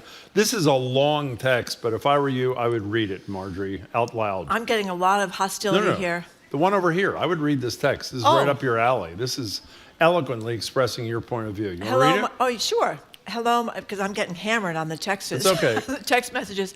Hello, my name is Andrea, single mom with 2 children in grade school. School vacations are just another point of stress, financial burden, and guilt. Oh, Andrea, I'm so glad Keep you going. texted. I don't have the luxury of vacation weeks off. I'm forced to find alternative care for 2 children, which is often expensive. My children go back to school with their classmates only to hear about all the elaborate trips and activities that unfortunately our family cannot afford. I would much rather see an extra week at Christmas time and then no additional vacations between the holidays and summer breaks for reasons of education, continuity, Boy, that and is a reduction good of stress text. on families. Andrea, I love you. Brilliant. I think you said it much better than I said it. That is the issue. That I mean, it was wonderful Continuity that Jan thing. went skiing, but that's not an option, even if it is cheaper in Canada. By the way, in But fairness to Jan was not describing a ski trip. That's how she let it. She was discussing a family bonding trip. Yep. Which is, if you can do it, it's pretty appealing. But Andrea's thing is great. But here's the other side. Go ahead. I'm a teacher, and we should have a 4-day week and existing I agree with vacations. that. The work is absolutely exhausting emotionally, spiritually, and physically. Teachers work really hard. Your children are not easy. They deserve as much time off as possible. That's Ron from Westport. Mm-hmm. And teachers need these breaks. My daughter's a teacher. Yet teaching is hard, but lots of jobs are very, very hard, and almost nobody. How long do you think you and I would last as teachers, honestly? I could never. Like a week, right? I couldn't teach No. my own children to do something, except for I taught them some things, actually. So maybe they need a break. Maybe we're both wrong and they need a break. How about that? But the thing is, they don't need 14 weeks. They've got 14 weeks. Can I say one more thing, by the way, in response to what Andrea said about continuity? I didn't know till this morning. When I mentioned that most major American cities, schools don't have a February vacation, you know what most of them do have? A longer Christmas break. Yeah. Exactly like What she's Andrea talking said. about. While it doesn't deal with your concern about how many weeks off they have from learning, it does deal with the continuity thing, which makes much more sense to me. And let me tell you something. If you had Yeah. your kids in the Brookline schools, they just weren't going skiing. They were going like to India. Yeah. They were going taking world trips. What'd you do with your kids during February vacation? Well, they would have an extended day in the school. They would? And yeah, the kids who, had mothers that were working a lot, Mm-hmm. if they went to extended day and, they were kind of like, it was a sad sack kind of thing, you know what I mean? Weren't you always telling me you were the only parent who was late because of your job, like every single day picking up your kid? Wasn't that you? Well, you know what's interesting that rent control. They had rent control for a long time in Brookline, and so there was a lot more diversity, income same in Cambridge. in Brookline, and then that changed. And I think when my children were younger, my kids are my youngest daughter's in late 20s now. There weren't that many mothers that worked because they were affluent enough that they didn't have to work. It changed a lot. Nikki in the car, thank you for calling. Hello, Nikki. Hello, this is Vicki. We know Nice that. to talk to you Hi, guys. nice to talk to you too. Sorry. That's okay. As a former educator, elementary school educator, I want to tell you how sick the little ones are in February, right before February vacation. The colds, the illnesses, I don't know why, but we can barely get to February vacation. And that's why it is good that we have February vacation. I could care less as a teacher if we had April vacation because the kids are already out. The days are longer. It would work out without April vacation. But February vacation always was really needed. Nikki, don't go away. You're crushing Marjorie like a bug. Let's see how she responds. Well, to this. Go all I ahead. can say is, Nikki, that they get sick a lot in December and January, too. I mean, kids are sick a lot all the time, aren't they? Right? I don't think it's just February. For some reason, it used to be worse between Christmas vacation and February. That's all I'm saying. Okay. And also, just as another aside, our economy is based on these vacations, February, April, and summer. When you really think about it, the economy is based on it.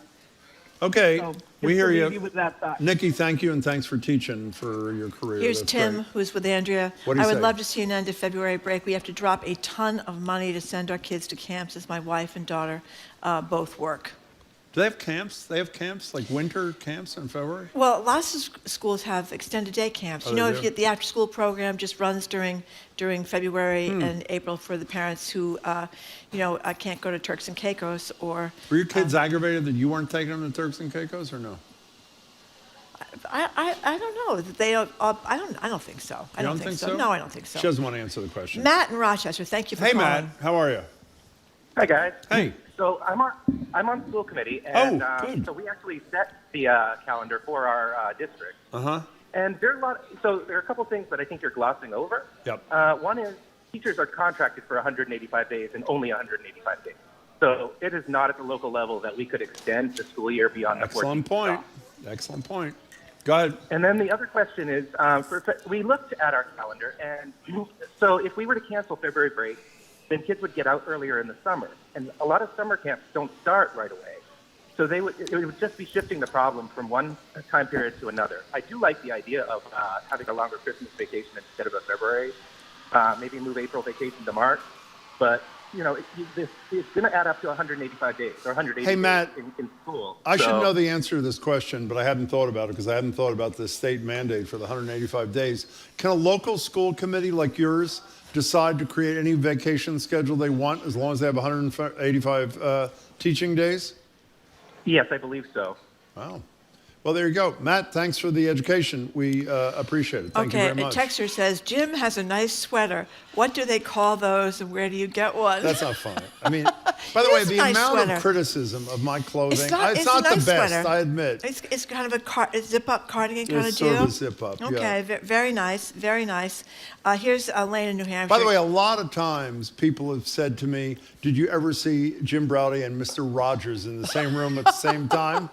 And the answer is, figure it out yourself. Yeah, what's the next one? Grr, too much time off, antiquated, stop with the 14 weeks. These kids need to be educated, never mind with all the bougies whining. That's Elaine from By the New way, Hampshire. you know what, did you see Jamie? This is Jamie's note, our colleague, Yep. our lead producer. Why not pay teachers more and have them work more than 180 days a year so there's a longer school year? And by the way, Marjorie and I agree on this too. There should be a longer school year. I think there should almost be a year-round school year, but you're going to have to pay people. You agree there. You can't have childcare people. If you're going to have year-round school, longer school days, both of which you and I want, you got to pay people more. Yes? Listen, I think there should be merit pay. I think the best teachers That wasn't should my get- question. That wasn't my question.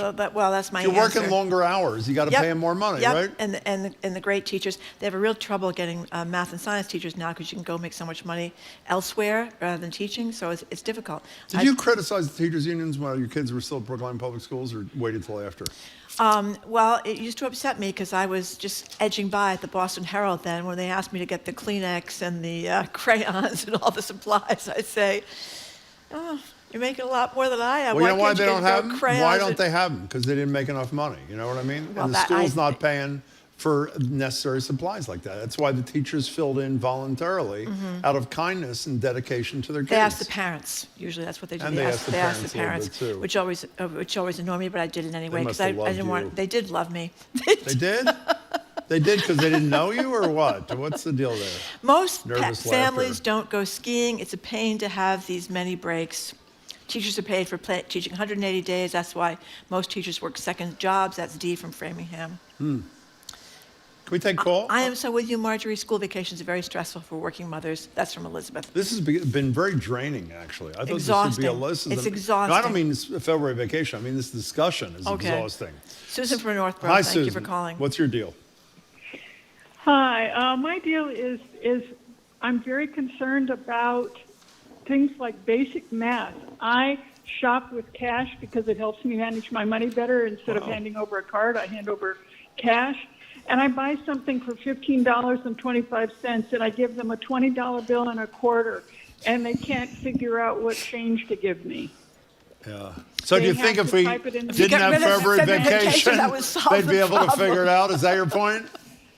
Yeah. They can't. Yeah, they can't figure it out without help. I mean, $15.25 from $20.25. You know what the Is that solution to really that high is, math? Susan? I have a solution to the problem. You know what it is? Plastic. That's the solution. Yeah. Susan, thank you. I understand your disenchantment because you want the best for the kids. You want them to know. Here's Mitch in New Bedford. What's Marjorie up? wants a 4-day work week for adults, but 24/7 schooling for kids. That's exactly right. Why not just eliminate child labor laws while you are at it, says Mitch. By the way, he's exactly right. You didn't support a 4-day work week. I convinced you over years of lobbying. 4-day work week is the solution to a lot of this country's problems. And it's true. You do want a year-round school week, right? Well, I'm just worried about our lagging behind. We used to be the best in the world, and we're not anymore. Still the best in the country here. In Massachusetts. That's what I said. Where 40% of third graders That's have the problem. trouble Plus, they reading. can't figure out how much They can't figure out $20 changed for Big change. 15 and a quarter. Things are not going exactly the way they should. Yeah, we only have time Jenny for in one Long more. Island, thank you for calling. Hi, Jenny. Hi. Hi. I vehemently disagree with you, Marjorie. Good. That's I okay, had Jenny. 4 kids. I'm. Thank you. Anyway, I had 4 kids. They're all grown now in their 40s and 30s. Wow. Yeah. We never had much money when we were raising them. Yep. And we loved that week off. We didn't go on vacation anywhere. We spent it together, playing games, reading.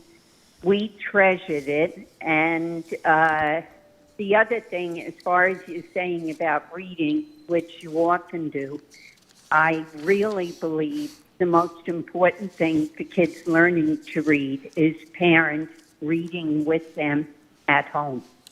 Excellent And- call. Thank you, We got to Jenny. go, Jenny. We're That out was of an time, excellent but call. thank you very much for that You call. put I'm Marjorie glad in her place she there. put me right in my place. She That's really right. did. So are the texters. I'm really in trouble here. They're on the But other anyway, side of the issue? What was their primary argument? that Texters. teaching is a really difficult job. It is difficult. It's a very difficult job. Very difficult job. Okay, thank you very much for listening to another edition of Boston Thank you Public all for Radio. coming, Thank you for too. people that We came down to the appreciate it. Boston Public Library. We really appreciate that, too. You can keep up with us 24/7 by way of our